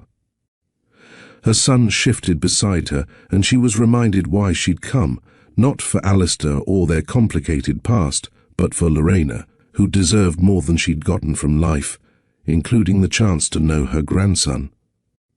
That thought hit her with unexpected force. Lorena had died never knowing she had a grandson, never getting to see those amber-brown eyes in a child's face, never hearing about his love of dinosaurs and his emerging kindness, never being the grandmother she would have been. Warm and encouraging and seeing potential where others saw limitations. Shonda had taken that from her. In protecting her son from the Vance family, she'd also deprived Lorena of something precious. The guilt of that realization settled in her chest like a stone. The service continued with more prayers and hymns. Shonda's mind drifted to another kitchen conversation with Lorena, this one from the summer before everything ended. They'd been looking at Shonda's portfolio together while Alistair and Roland argued about something in the study, always arguing. Those two, like business, was a battle that never ended. "You know," Lorena had said, tracing her finger over a design for a community centre Shonda had created for her senior project, "Roland would hate this. Because it's not profitable, because it's generous. My husband sees generosity as weakness, did you know that? He thinks giving anything away without getting something back is foolish." She'd smiled sadly. "I used to argue with him about it, but I learned to pick my battles. Or maybe I just learned to lose quietly. You don't seem like someone who loses." "Oh, my dear, I've been losing for 30 years. I just do it with excellent posture and appropriate jewelry." She touched her pearl necklace, the one she never took off. "But you still have a fight in you. Don't let anyone, not Roland, not even Alistair, convince you to stop fighting for what you believe in." Alistair wouldn't. Alistair is my son, and I love him more than life itself. But he's also his father's son, trained from birth to see the world through spreadsheets and profit margins. He's fighting against that training. I can see it when he looks at you. But fights like that, sometimes love isn't enough to win them. The memory stung now, sitting in Lorena's funeral, knowing how right she'd been. Love hadn't been enough. Not for Alistair to choose her, not for her to stay and fight, not for any of them to get the life they'd wanted. If she could go back to that kitchen conversation, what would she tell Lorena? Would she admit she was pregnant? Would she ask for help navigating the impossible situation with Roland and Alistair? Would Lorena have protected them, or would family loyalty have won out in the end? She'd never know now. Another loss to add to the collection. The service concluded with a final hymn, Amazing Grace, which half the congregation sang and half just mouthed along to, too wealthy or too worn down to put feeling into the words. As the last notes faded, the minister invited everyone to pay their final respects before the casket would be closed for burial. A line formed, people moving slowly past the open casket, some touching the edge briefly, others simply nodding before moving on. Shonda knew she should leave now, while everyone was distracted, while she could still slip out unnoticed. But her son had put the phone down and was watching the procession with serious eyes. "Mama, are they saying goodbye?" "Yes, baby, to the lady who was nice to you, the one whose house you visited." She'd mentioned Lorena once or twice over the years, careful stories about a kind woman who'd encouraged her dreams. She hadn't expected him to remember, but 5-year-olds had surprising memories for details that mattered. "That's right, sweetheart. Can I say goodbye too? You said it's important to thank people who are nice to us." Her own lessons come back to complicate her escape plan. She looked at the line, calculated the risk, weighed her son's moral education against her need for safety. The mother won over the fugitive. "Yes, we can say goodbye. But quickly, okay?"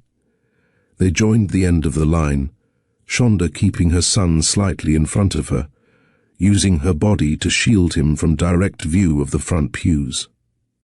As they moved forward, she heard fragments of other people's goodbyes. "Rest well, Lorena. The city won't be the same without you. Your charity work will continue, I promise."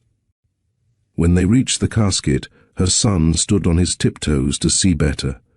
Lorena looked peaceful, wearing a navy dress instead of black, her pearl necklace still in place. The funeral home had done their work well. She looked like she might wake up any moment and ask if anyone wanted tea. Her son studied her for a long moment, then looked up at the portrait placed beside the casket. "She has a nice smile," he said quietly, like she knew secrets but good ones. "She did," Shonda whispered, her throat tight. He turned back to the casket and spoke in his clear young voice. "Thank you for being nice to my mama when she was sad. I hope you're not sick anymore wherever you are. Maybe you can watch her sometimes, like guardian angels do. Mama says you believed in her when other people didn't, so I think you must have been very smart." Several people nearby turned to look, touched by the child's sincere words. Shonda saw recognition dawn on some faces, former acquaintances starting to place her, starting to notice her son's familiar features. "We should go now," she murmured, taking his hand. They'd almost reached the side door when she heard her name spoken quietly but with an authority that made it impossible to pretend she hadn't heard. "Shonda." She turned slowly, keeping her son slightly behind her. Alistair stood 10 feet away, close enough that she could see the exhaustion written in every line of his face, far enough that it felt like the chasm of 5 years stretched between them. "Alistair." She kept her voice neutral, polite, the tone you'd use with a stranger who happened to know your name. "I'm sorry for your loss. Your mother was a remarkable woman.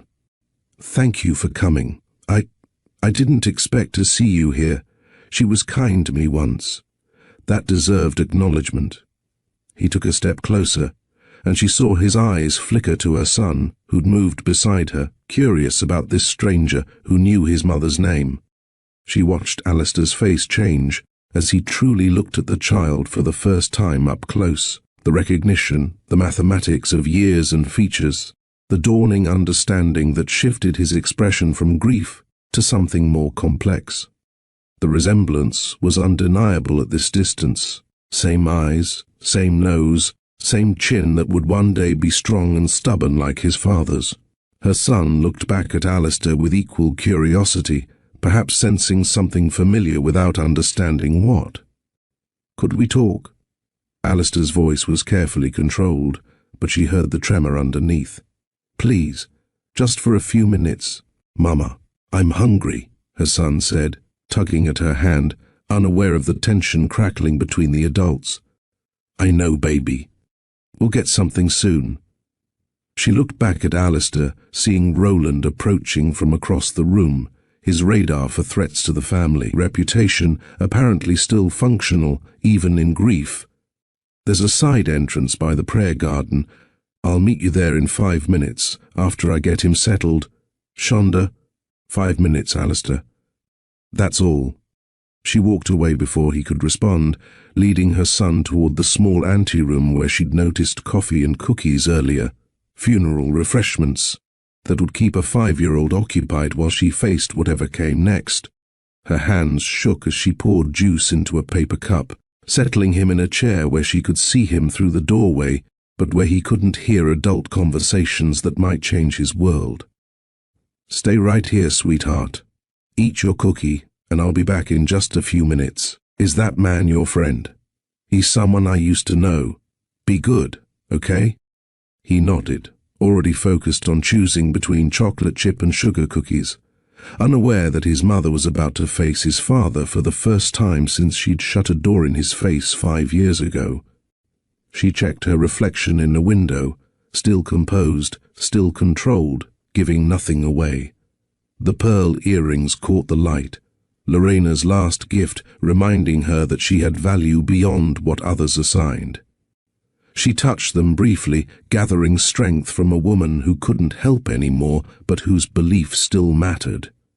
Then she walked toward the prayer garden entrance, toward the conversation that would either destroy the careful life she'd built, or force her to finally face the truth she'd been running from, that her son deserved to know his father, and she deserved to stop carrying this secret alone. The hallway stretched before her like a gauntlet. At the end of it, Alistair waited, and with him came 5 years of questions, accusations, and the devastating possibility that everything she'd done to protect her son had been the wrong choice all along. The prayer garden entrance opened onto a small stone hallway, quiet and cool compared to the crowded chapel. Afternoon light filtered through narrow windows, casting long shadows across the floor where Shonda stood waiting, her arms crossed defensively over her chest. She heard his footsteps before she saw him, expensive shoes on marble, the sound of wealth approaching. Alistair appeared at the end of the hallway, loosening his tie slightly as if it had been strangling him through the service. He stopped a few feet away, maintaining distance, both of them aware they were standing in a minefield of unspoken truths. "That boy," he said, the words coming out harder than perhaps he'd intended. "He's mine, isn't he? He's not yours. He's his own person, a child, Alistair. Not a possession, not a scandal, not a problem to be handled. That's not what I meant." "Then say what you mean. After 5 years, I think we're past dancing around things." His jaw tightened, that familiar gesture when he was fighting to control his temper. "Fine. Is he my biological child, yes or no?" "Yes." The single word hung between them like a grenade with the pin pulled. She watched him process it, saw the confirmation of what he'd already suspected hit him with the force of certainty. His hands formed fists at his sides, then released, then formed again, a physical manifestation of emotions he couldn't quite control. 5 years. His voice was low, shaking with controlled fury. You've kept my son from me for 5 years. Don't you dare." She stepped forward, her own anger rising to match his. "Don't you dare make this about what I kept from you when you made it impossible for me to stay." "I made it impossible. You're the one who disappeared. Changed your number, moved to another city without telling anyone where you went, blocked me from every possible way to reach you. I tried, Shonda. For months I tried to find you. Did you try before or after you told your father you'd handle me?" The question stopped him cold. His expression shifted from anger to confusion. "What are you talking about?" "That night. The night I came to tell you I was pregnant. You were talking to Roland, and I heard every word. You were there. I was outside your door. I heard him demand you end the distraction, heard him say no surprise pregnancies, no scandals. And I heard you," her voice cracked, despite her determination to stay strong. "I heard you say you understood, that you'd handle everything." Recognition flickered across his face, memory clearly reconstructing that conversation from 5 years ago. "You heard that conversation and thought—" "I thought exactly what any woman would think hearing the man she loves agree to eliminate any inconvenient children. I was pregnant, Alistair. Standing in your hallway with a positive pregnancy test in my purse, rehearsing how to tell you we were going to be parents, and I heard your father reduce our baby to a problem, and you promised to solve it." "I didn't know you were pregnant." His voice was barely above a whisper. "Would it have mattered? You'd already agreed to end us." "That's not. I wasn't agreeing to end us. I was buying time, telling him what he needed to hear so I could figure out how to protect you, protect us, by promising to handle me like a business liability." He ran his hands through his hair, the perfect styling from this morning completely destroyed. "I was weak. I was scared. I thought if I could just get him to back off, I could find a way to keep both, my position in the company and you. I was wrong, clearly, but I never meant. When I came to your apartment the next day to tell you everything, to give you a chance to explain, you asked if I was pregnant. You hesitated when I asked if you'd tell your father. That hesitation told me everything I needed to know. I hesitated because I was processing.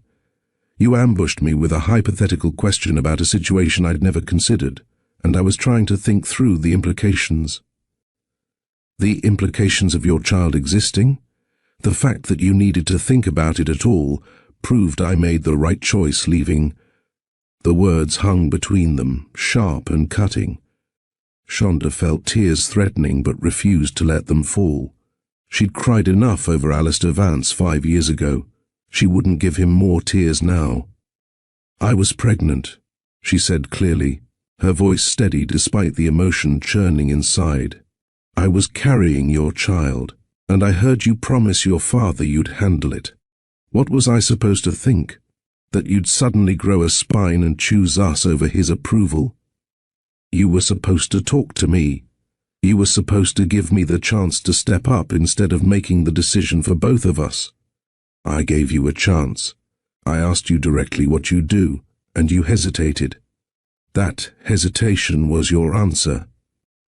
She took a shaky breath, forcing herself to articulate what she'd carried for 5 years.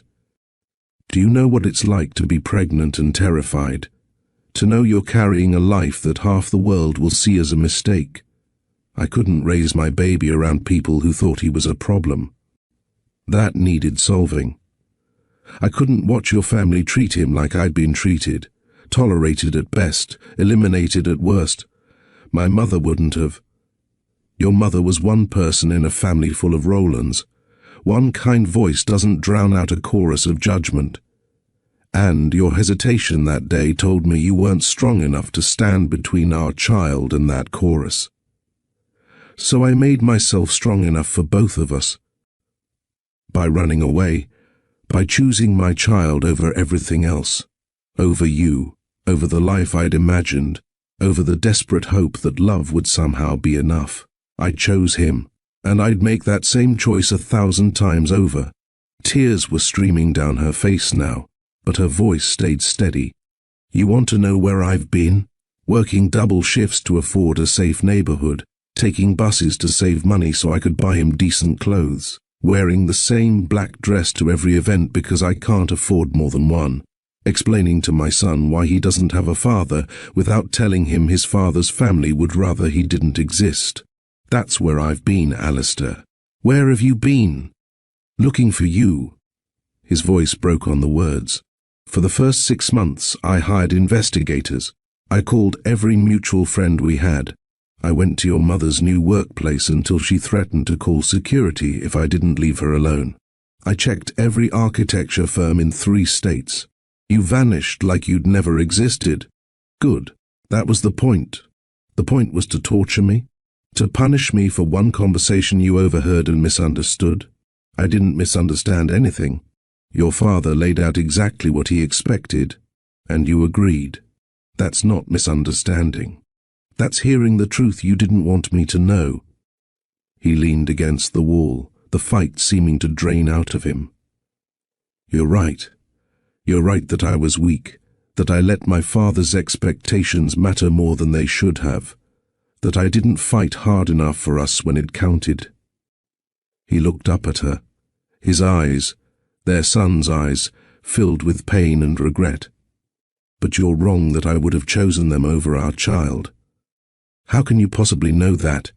You never got the chance to choose, because I've spent 5 years regretting every choice I made that drove you away. Because I sabotaged every relationship my father arranged, I couldn't commit to any woman who wasn't you. Because I turned down the vice president position twice before finally accepting it, trying to prove I could succeed on my own terms, not his. That's supposed to impress me?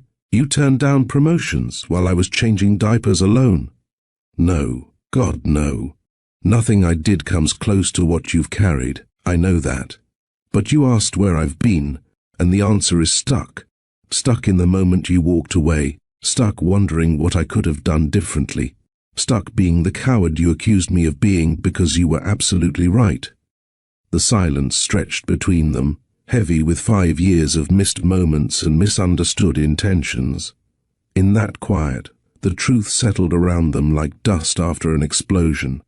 Messy, complicated, refusing to land neatly on one side or the other. They'd both been acting from hurt. Both made choices rooted in fear rather than faith.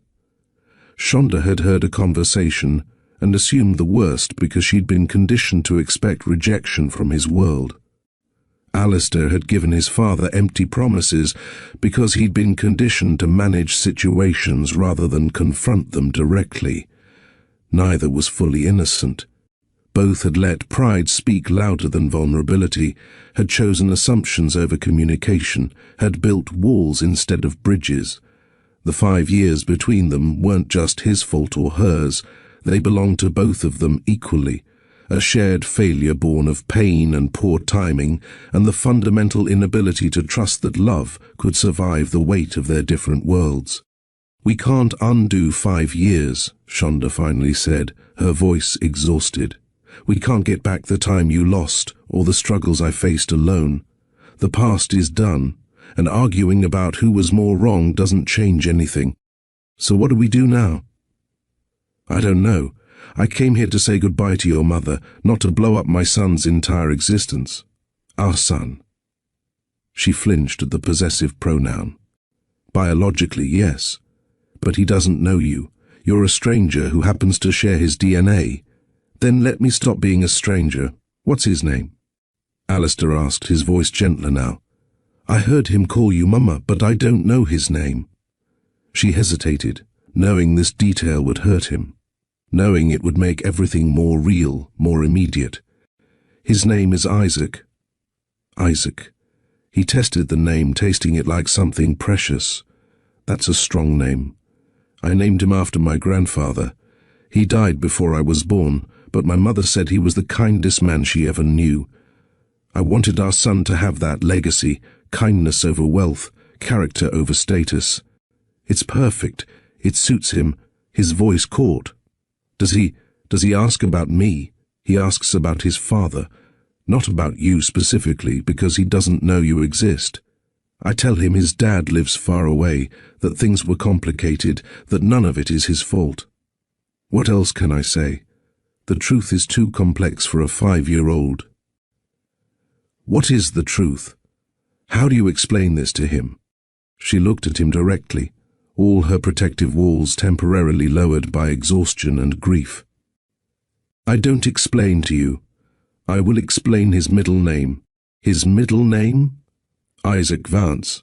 I gave him your last name as his middle name because even though I was raising him alone, I couldn't erase half of who he is. Every time someone asks about it, I tell him it's after a teacher who believed in me. He doesn't know it's yours, not yet. Alistair closed his eyes, processing this. You gave him my name. I gave him his name. His birthright, even if I wasn't ready for him to claim it. He deserves to know where he comes from, even if I couldn't handle him being part of that world yet. Yet. You said it already. Don't read too much into one word, but they both knew it was significant. Yet it meant possibility. Yet I mean maybe someday. Yet meant the door wasn't completely closed, just carefully guarded.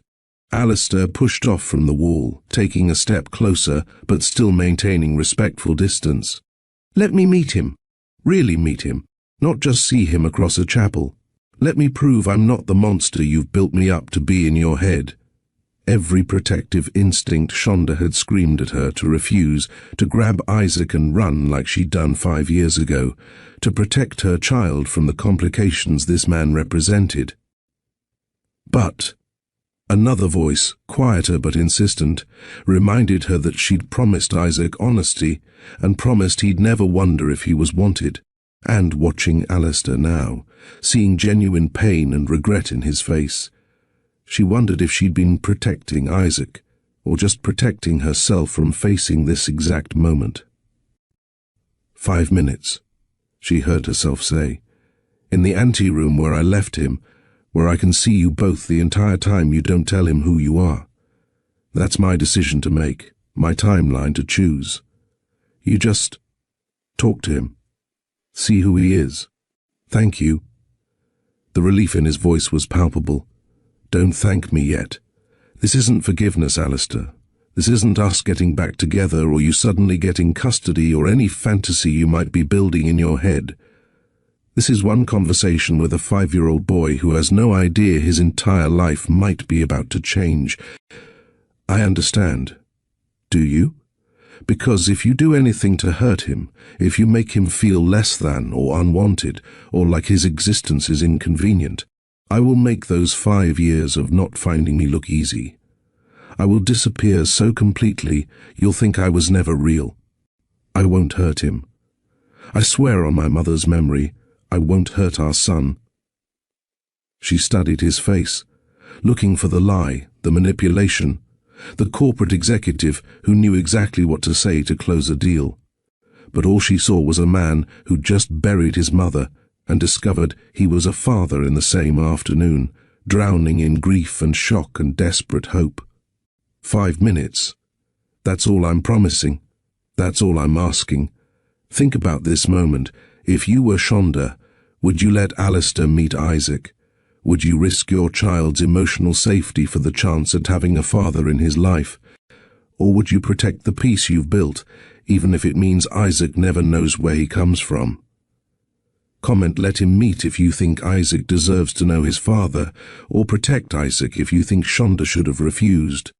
Your perspective matters because these impossible choices between protection and truth, between safety and completeness, are the choices real parents face every day. If this story is gripping you, if you're feeling the weight of these decisions, hit that like button and share this with someone who understands how complicated family can be. Subscribe to Mr. Steele Rich Stories, because this is only the beginning of Isaac's journey to discover his father and Shonda's journey to decide if the man who broke her heart deserves a chance to know their son. Shonda led Alistair back through the chapel's quiet corridors toward the anteroom, her heart beating so hard she was certain he could hear it. With each step she questioned her decision. Was she doing the right thing for Isaac, or opening a door she'd never be able to close again? Isaac sat exactly where she'd left him, swinging his legs from the chair, cookie crumbs on his shirt, completely unaware that his entire world was about to shift. He looked up when they entered, his eyes moving from his mother to the stranger beside her with innocent curiosity. "Isaac, sweetheart, there's someone I need you to meet." Her voice was steadier than she felt. The boy hopped down from his chair, moving closer to Shonda instinctively, the way children do when faced with unknowns. Alistair knelt down to Isaac's eye level, making himself smaller, less intimidating. The movement put them face to face, and the resemblance was undeniable, those same eyes staring at each other across 5 years of absence. Isaac's mouth opened slightly, his gaze moving between Alistair's face and his mother's.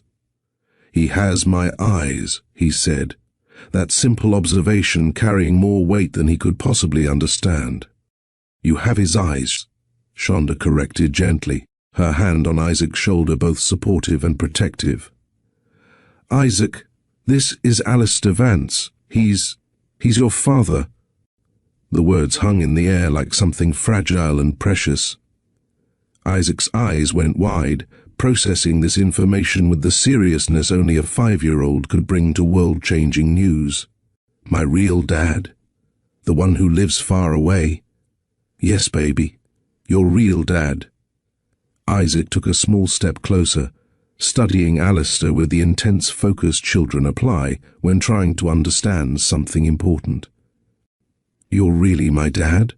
I really am." Alistair's voice was thick with emotion he was clearly fighting to control. "And I'm so sorry I haven't been here. I didn't know about you, Isaac. If I had known, I would have been here from the very beginning." "Why didn't you know? Don't dads always know about their kids?"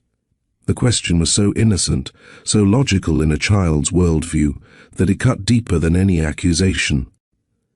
Alistair glanced at Shonda, looking for permission or guidance, and she gave him a small nod.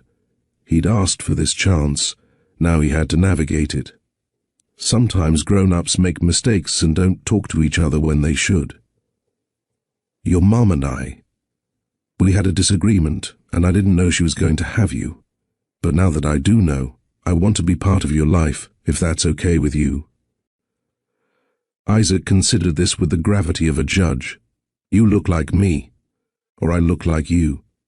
Mrs. Patterson says I have special eyes. You do have special eyes. My mom, your grandmother, had eyes like ours too." "I have a grandmother?" The excitement in Isaac's voice was immediate and pure. Alistair's face fell. "You did. She passed away. That's why we're all here today, to say goodbye to her. But she would have loved you so much, Isaac. I wish she could have met you." "Yes, sweetheart. That was Lorena, and she was a very special person." Isaac processed this, then returned his attention to Alistair. "Do we look alike in other ways too?" "Let's see." Alistair held up his hand, and Isaac matched it palm to palm, his tiny hand dwarfed by his father's, but the shape similar, the long fingers identical. "Same hands. Same nose too," Isaac said, touching his own nose, then pointing at Alistair's. "And the same chin. Tommy at school says I have a superhero chin." "Tommy's right. That's a Vance chin, strong and stubborn. Are you stubborn? Very. Are you?" "Mama says I am when I don't want to eat vegetables." Alistair laughed, genuine and warm, and Isaac smiled back, pleased to have made his father laugh. Shonda watched this exchange with her arms crossed, protecting herself against the surge of complicated emotions, relief that it was going well, fear of what came next, and an unexpected grief for all the moments like this they'd missed. "Alistair, we need to be clear about something," she interrupted, her voice firm. "This can't become a situation where you show up with expensive gifts trying to buy his affection or make promises you can't keep because your schedule gets busy. Isaac deserves consistency, not a part-time father who drops in when convenient."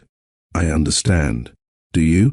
Because being a parent isn't about fun visits to toy stores and playing the hero. It's about showing up for dentist appointments and school plays and the boring, hard parts that don't make you feel like Father of the Year. Isaac looked between them, sensing tension without fully understanding it. Alistair kept his voice calm, speaking to Shonda but including Isaac in his gaze. I don't want to be a visitor in his life. I want to be his father, real, present, consistent. Whatever rules you set, whatever boundaries you need, I'll respect them. But please give me the chance to prove I can do this. Mama, can he come to my birthday party? It's in 3 weeks and we're having pizza. The question, so pure and hopeful, cut through the adult tension. Shonda looked at her son's eager face, then at Alistair's careful hope, and felt the wall she'd built starting to develop cracks. You like pizza? Alistair asked Isaac, following Shonda's lead to keep things light. It's my favorite, pepperoni with extra cheese. And I like superheroes too. Do you like superheroes? I do. Which one's your favorite? Spider-Man. He's the best because he's just a regular kid who got powers and uses them to help people. Who's yours? Alistair thought about this seriously. I think I like Iron Man. He made mistakes but tried to fix them and protect people. Iron Man's cool too. We could watch movies together. Mama, can we? Shonda saw Alistair defer to her immediately, waiting for her permission before answering. That small gesture, acknowledging her authority as the parent who'd been there all along, meant more than grand declarations. Maybe. If your dad, if Alistair, proves he can keep showing up, we can talk about movie nights. I'll show up, Alistair said, speaking to both of them. For the birthday party, for movies, for whatever Isaac needs, whatever you both need, can you come to my school? We have a thing where parents come and talk about their jobs. You could tell everyone about buildings. Mama says you make really tall ones. I'd love to come to your school, but that's something I need to discuss with your mom first. Is that okay? Isaac nodded, accepting this answer with the adaptability of childhood. Okay, but you'll come to my party, right? Promise? I promise. 3 weeks, pizza and superheroes. I'll be there. Shonda watched this exchange carefully, looking for false notes, for the corporate smooth talking that could charm anyone. But what she saw instead was a man genuinely trying to connect with his son, making promises small enough to keep while acknowledging boundaries he didn't have the right to cross yet. True to his word, Alistair showed up to Isaac's birthday party at the small pizza place near Shonda's apartment. He arrived early, helped set up decorations, and stayed late to help clean up, not because it was glamorous, but because it was what parents did. He wore jeans and a regular shirt, no designer labels visible, fitting in with the other parents rather than standing out. Over the following weeks, a pattern emerged. Saturday mornings became their time. Alistair would pick up Isaac for a few hours while Shonda ran errands or caught up on sleep she desperately needed. They'd go to the park near her apartment, pushing Isaac on swings and playing in the jungle gym.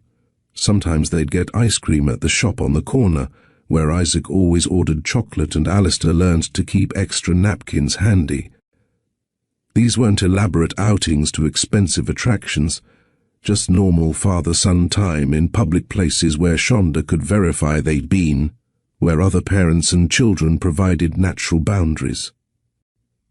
Alistair seemed to understand that trust was built in small increments, not grand gestures. He learned that Isaac hated mushrooms but loved broccoli, that he was afraid of dogs bigger than him but wanted a pet hamster, that his favorite color changed weekly but dinosaurs were a constant passion. He attended a soccer game where Isaac spent more time picking dandelions than watching the ball, and he cheered anyway. He helped with homework, struggling through first-grade math that was somehow more complicated than corporate finance. Why is there new math? He'd complained to Shonda once, frustrated by Isaac's subtraction worksheet.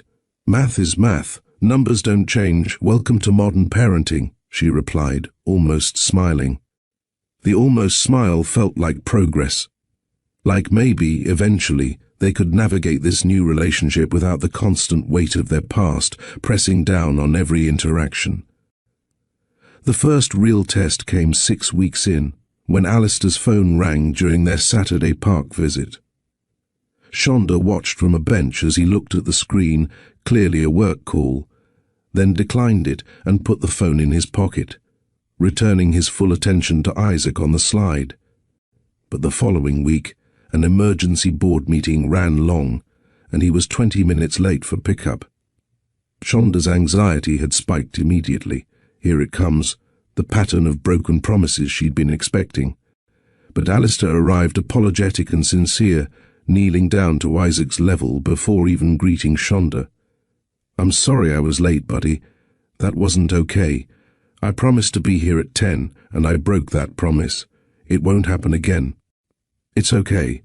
Mama said you might be working." "It's not okay, though. When I make you a promise, I need to keep it. So from now on, Saturday mornings are just for us. No work calls, no meetings. Deal? Deal." He'd stood then, facing Shonda. "I'm sorry. Truly. I rescheduled the standing Saturday meeting permanently. This time is sacred." And he'd kept that commitment. Through project deadlines and client emergencies, Saturday mornings remained untouchable. It was a small thing, maybe, but Shonda noticed. Actions, not words. Consistency, not excuses. She found herself relaxing incrementally, the constant vigilance easing slightly as weeks turned into months, and Alistair continued showing up. Not perfectly. He still sometimes struggled with boundaries, still occasionally had to be reminded that parenting decisions required her input. But he was trying. Genuinely, visibly trying. The confrontation with Roland was inevitable. It came 2 months into their new arrangement, when one of Roland's society friends mentioned seeing Alistair at a children's pizza parlor. Within hours, Roland had shown up at Alistair's office, demanding explanations. Alistair told Shonda about it later, during one of their careful conversations on her building's front steps, while Isaac played in the small courtyard.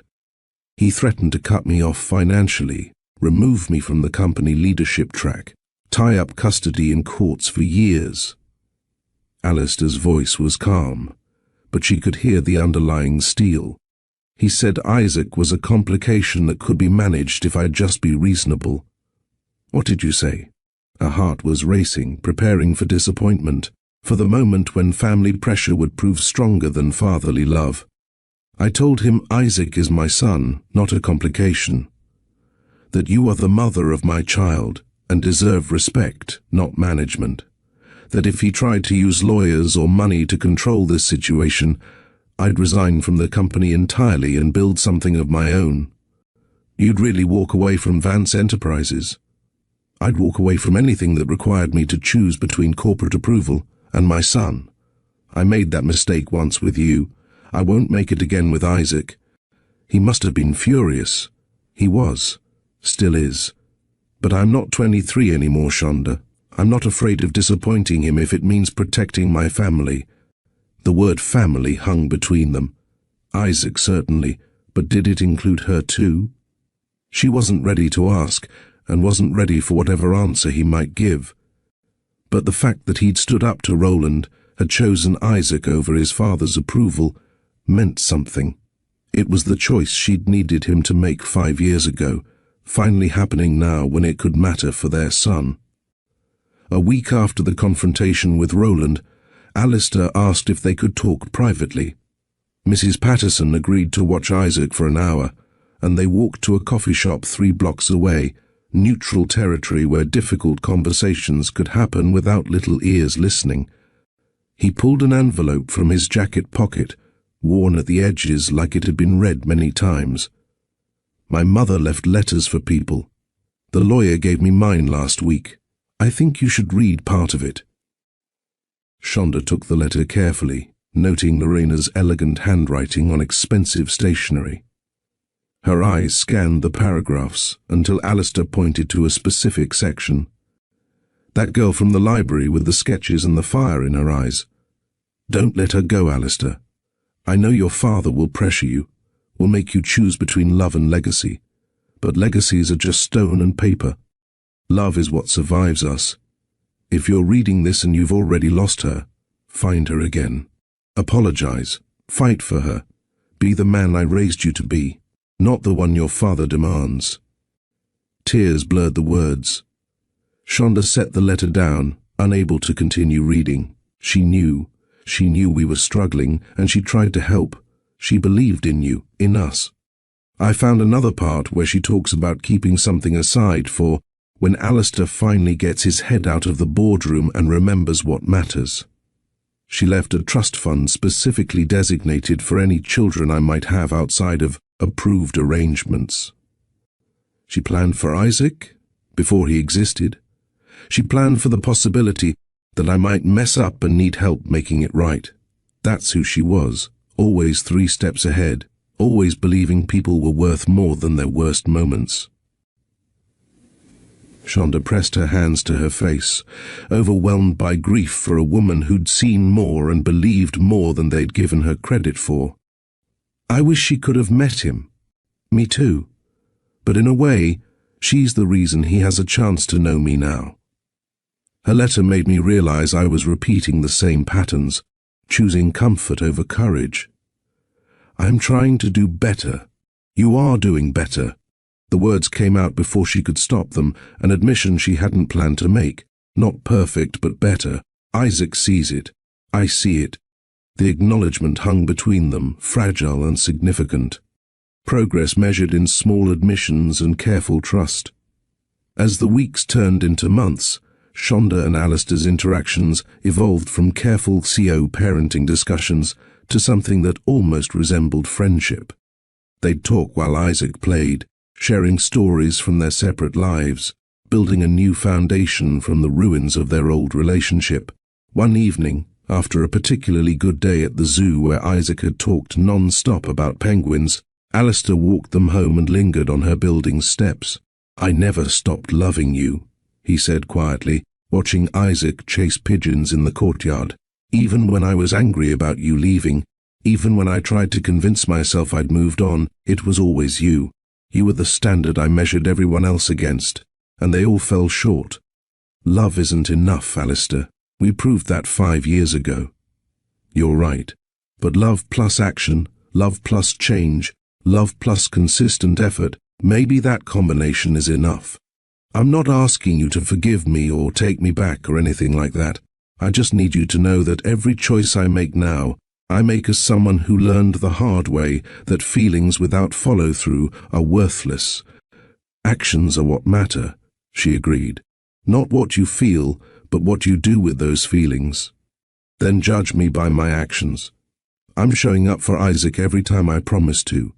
I'm standing up to my father instead of placating him. I'm learning to be the kind of man who deserves a second chance, even if that chance never comes." She didn't respond, but something in her chest loosened slightly. Not forgiveness, not yet, but the possibility that maybe, with enough time and proof, forgiveness could exist. Here's the question that defines not just this story, but so many real relationships. Can people truly change? Can someone who let you down, who chose wrong when it mattered most, transform themselves into someone worthy of trust? Alistair is showing up, setting boundaries with his father, building a relationship with Isaac through consistency rather than grand gestures. But does that erase the 5 years Shonda struggled alone? Does present action redeem past failure? Type change if you believe people can earn back trust through sustained effort and transform behavior. Type nope if you think some breaks can't be repaired, no matter how much someone tries. Your perspective shapes these stories, helps us explore these complicated questions together. So share your thoughts in the comments, hit that like button if this journey is resonating with you, and subscribe to Mr. Steele Rich Stories, because understanding how broken relationships might be rebuilt or shouldn't be matters to all of us navigating love, family, and forgiveness. 3 months after that funeral that changed everything, they spent a Saturday at Coney Island. It was Isaac's idea. He'd been learning about New York landmarks in school and wanted to see the beach and the famous rides. Alistair had agreed immediately, and Shonda had packed sunscreen and snacks, the three of them taking the subway out together like a real family. Isaac rode his first roller coaster with Alistair, screaming with joy while Shonda watched from below, her heart in her throat from both the ride's danger and the sight of them together, her past and her present colliding in the shape of her son's happiness. They ate hot dogs and won a stuffed bear from a carnival game that Alistair attacked with surprising competitiveness. They walked along the beach as the sun set, Isaac between them, holding both their hands. On the subway ride home, Isaac fell asleep against Alistair's shoulder, exhausted from sun and excitement. Alistair carried him carefully, adjusting his grip when the train lurched, protective and natural, in a way that made Shonda's chest ache with possibility and fear in equal measure. At her building's entrance, she expected the usual routine. Alistair would hand over a sleeping Isaac, they'd exchange pleasantries about next week's schedule, and he'd leave. But something felt different tonight, the air charged with unspoken potential. "Thank you for today," she said quietly, reaching for Isaac. "Let me carry him up," Alistair offered. "He's heavy when he's dead asleep like this." She should have said no, should have maintained the boundaries that had kept her heart safe these past months. But her arms were tired, her defenses were low, and the image of them as a family was too appealing to resist. Okay, but just to put him to bed. They rode the elevator in silence, Isaac's soft breathing the only sound. In her apartment, small and modest, showing every sign of careful budgeting, Alistair moved toward Isaac's room as if he'd done it 100 times. He laid their son in his bed gently, helping Shonda remove his shoes and pull up his blanket. At the bedroom door, they paused, both looking back at Isaac sleeping peacefully, surrounded by his drawings and dinosaur toys, and the life Shonda had built for him from scratch. "You've done an incredible job with him," Alistair whispered. "He's smart, kind and confident. That's all it's both of us. He got your stubbornness and determination, and your creativity and huge heart." They stood in her narrow hallway, close enough that she could smell his cologne, different from what he used to wear, more subtle, as if even his scent had matured. The apartment felt too small suddenly, filled with all the words they hadn't said and all the history they carried. "I should go," he said, but didn't move. "You should," she agreed, but didn't step away. "Unless, could I stay for coffee?" "Just coffee, nothing else." "I'd like to hear more about the design project you mentioned earlier." It was a small thing, an invitation for coffee, but they both knew it meant more. It meant letting him further into the life she'd built without him. It meant admitting that maybe, possibly, the walls around her heart had developed more than just cracks. "Just coffee," she said, leading him to her small kitchen. "And only because you promised to look at my portfolio for that community center bid." "Just coffee," he repeated, smiling. "And professional consulting, nothing more." But as she poured 2 cups, and they settled at her small table, talking about architecture and dreams and second chances, both of them knew they were lying. This was something more, something fragile and new, built on the foundation of their broken past, but growing toward a future neither had dared to hope for. Outside, the city continued its eternal rhythm. Inside this small queen's apartment, a family was being rebuilt, one careful moment at a time. The apartment told the story of 5 years in ways words never could. Alistair's eyes took in the details as he settled at her small kitchen table, the second-hand furniture lovingly maintained, the architectural sketches pinned to a corkboard above her makeshift workspace, the collection of Isaac's artwork that covered every available surface like a gallery of unconditional love. Everything was clean but clearly budgeted, chosen for function over form, each item representing careful decisions about how to spend limited resources. Yet there was warmth here that his penthouse had never achieved, despite its designer furniture and million-dollar views. This place had soul. "I can't offer you anything fancy," Shonda said, pouring coffee into mismatched mugs. "No imported beans or espresso machines. Just regular coffee. Regular coffee sounds perfect." She set the mugs on the table, one with a chip on the rim, both functional despite their flaws, much like the relationship they were cautiously rebuilding. The silence between them felt different now, less weighted with accusation and more filled with possibility. "Your portfolio," Alistair said, nodding toward the drafting table by the window. "You said you were bidding on a community center project." She hesitated, unused to sharing her professional dreams with anyone, especially him.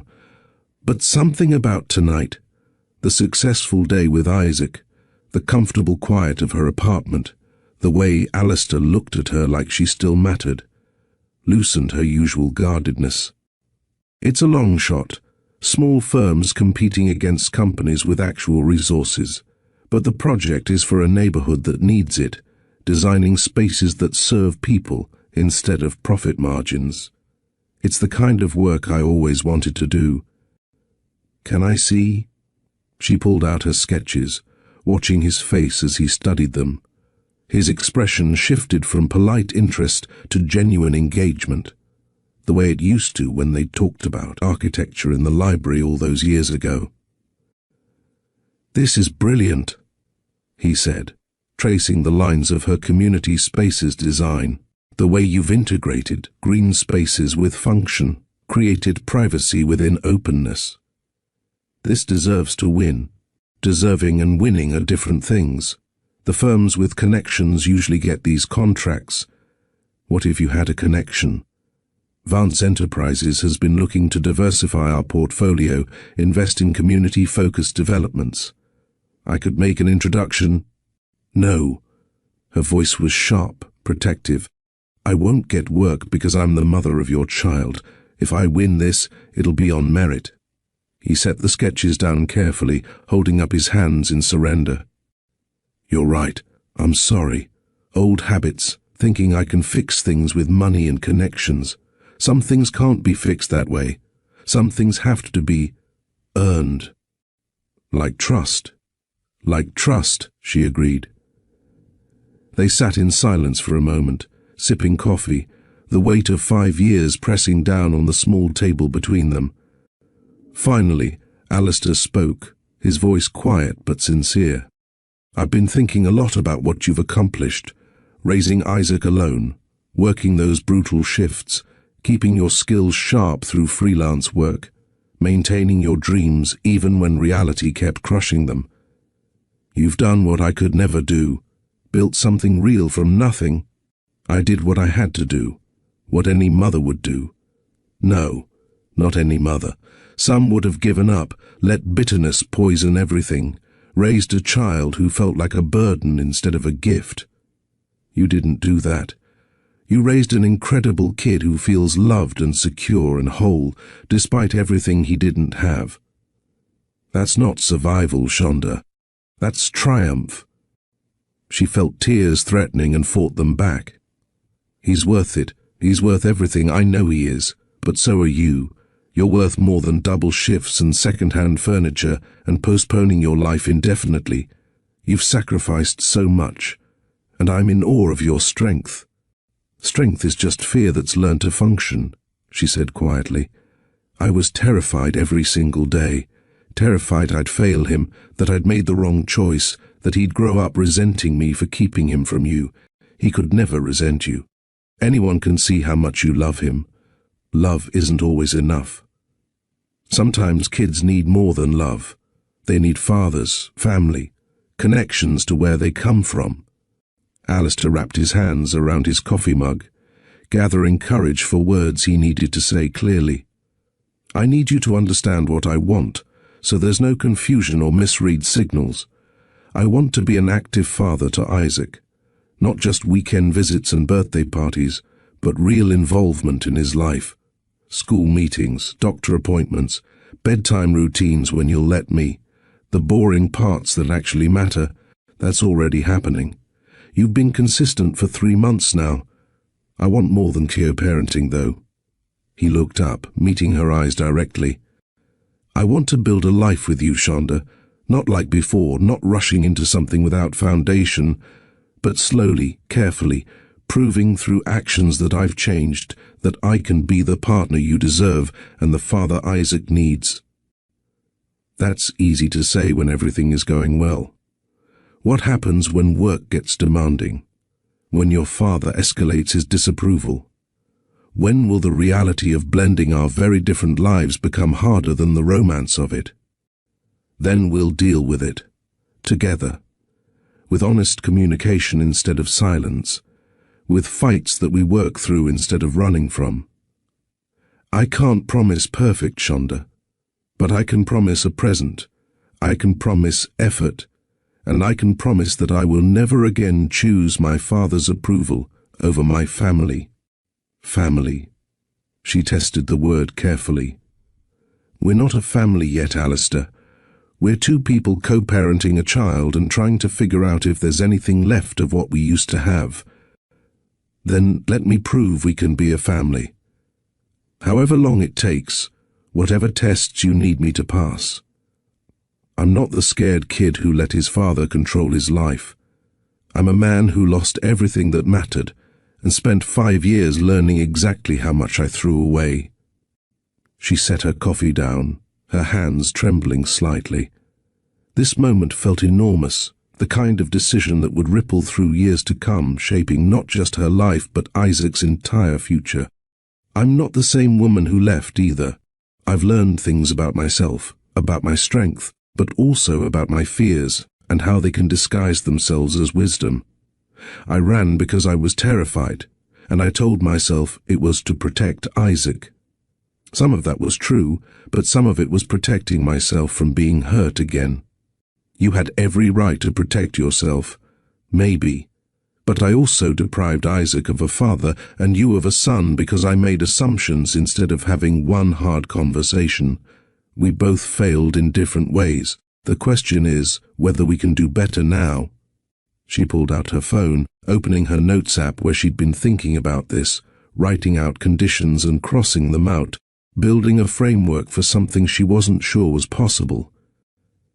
If we're going to try this, and I mean really try, not just see where it goes, I need absolute honesty.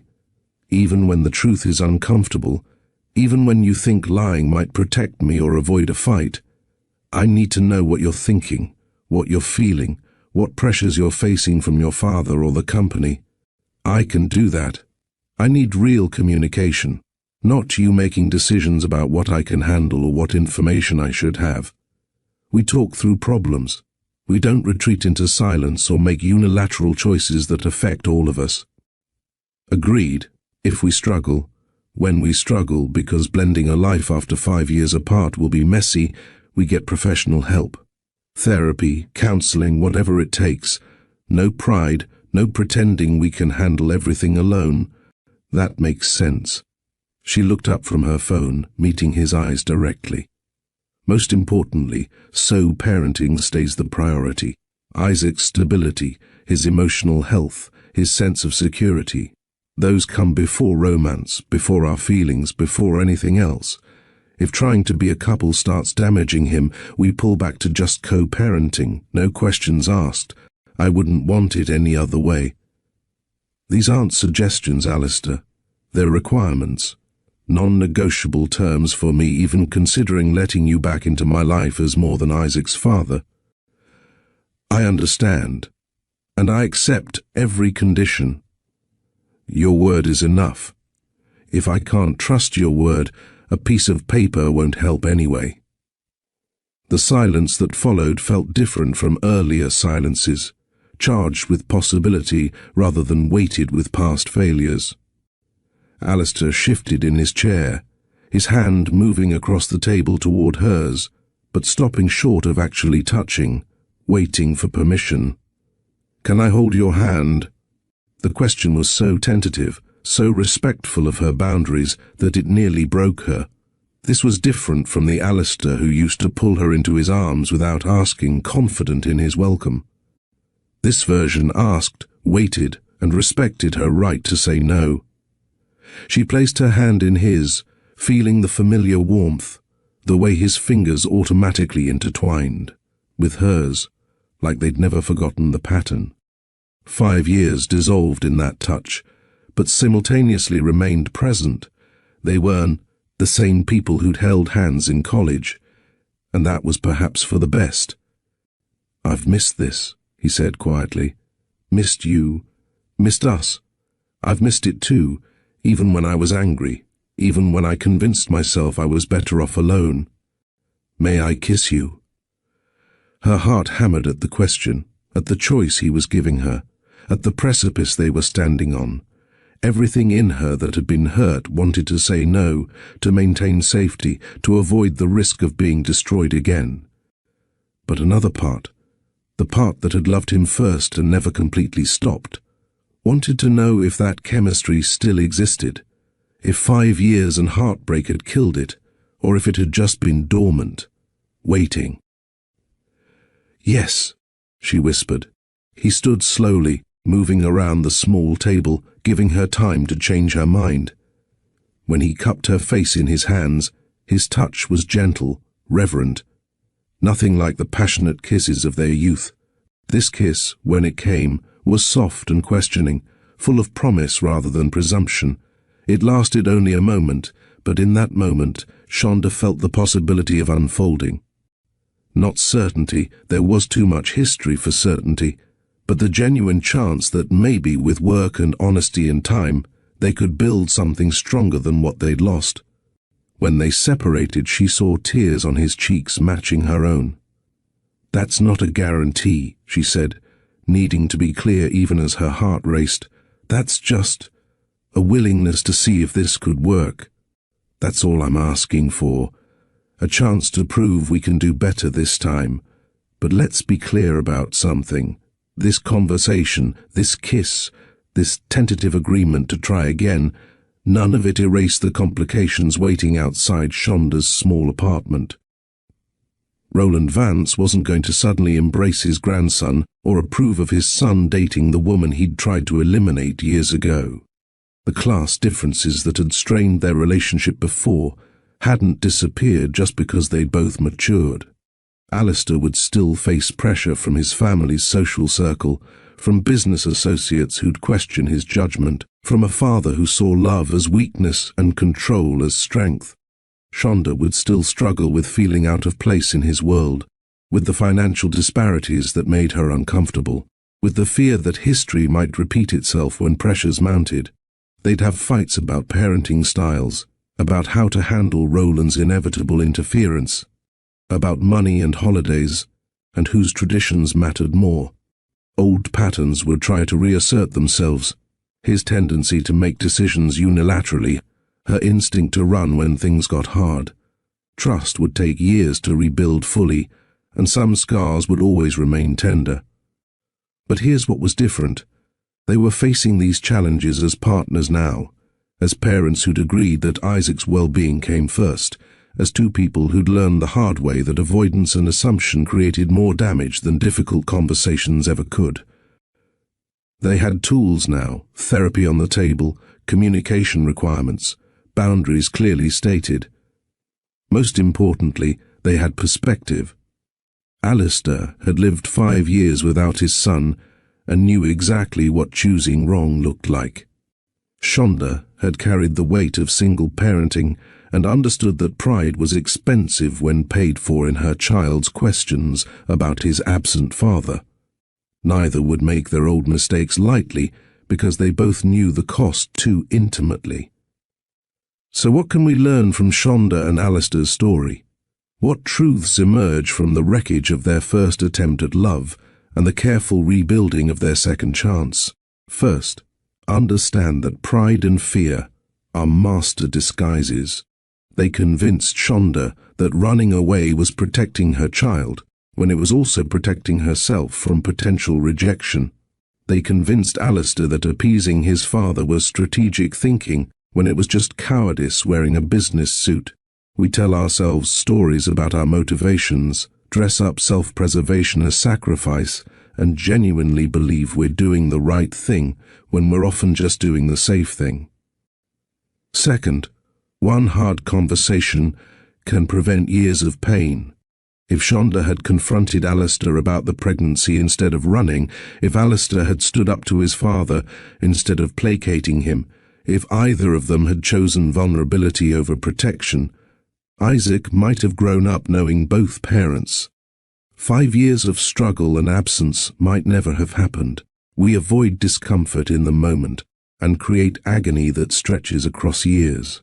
Third, money and status mean absolutely nothing without integrity and authentic connection. Roland Vance has wealth most people can't comprehend, but he'll die surrounded by people who fear or need him rather than love him.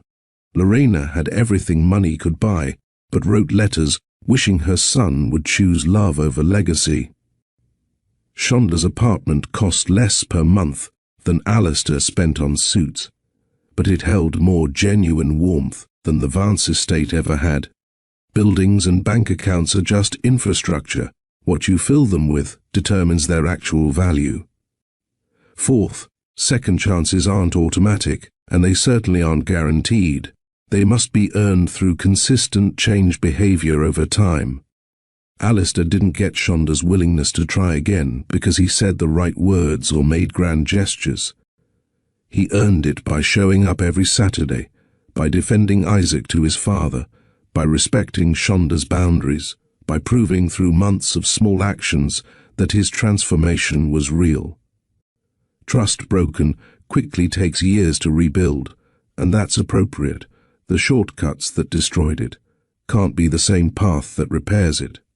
Finally, children deserve honesty appropriate to their age and development. Isaac had a right to know his father existed, to decide for himself whether that relationship mattered. Shonda's protection, while well-intentioned, made that choice for him. Alistair's absence, while not entirely his fault, deprived Isaac of half his heritage. Adults' egos and fears should never supersede children's needs for truth and connection. We don't have to explain everything in harsh detail, but we owe kids the foundational facts of their own existence. Remember how this story began?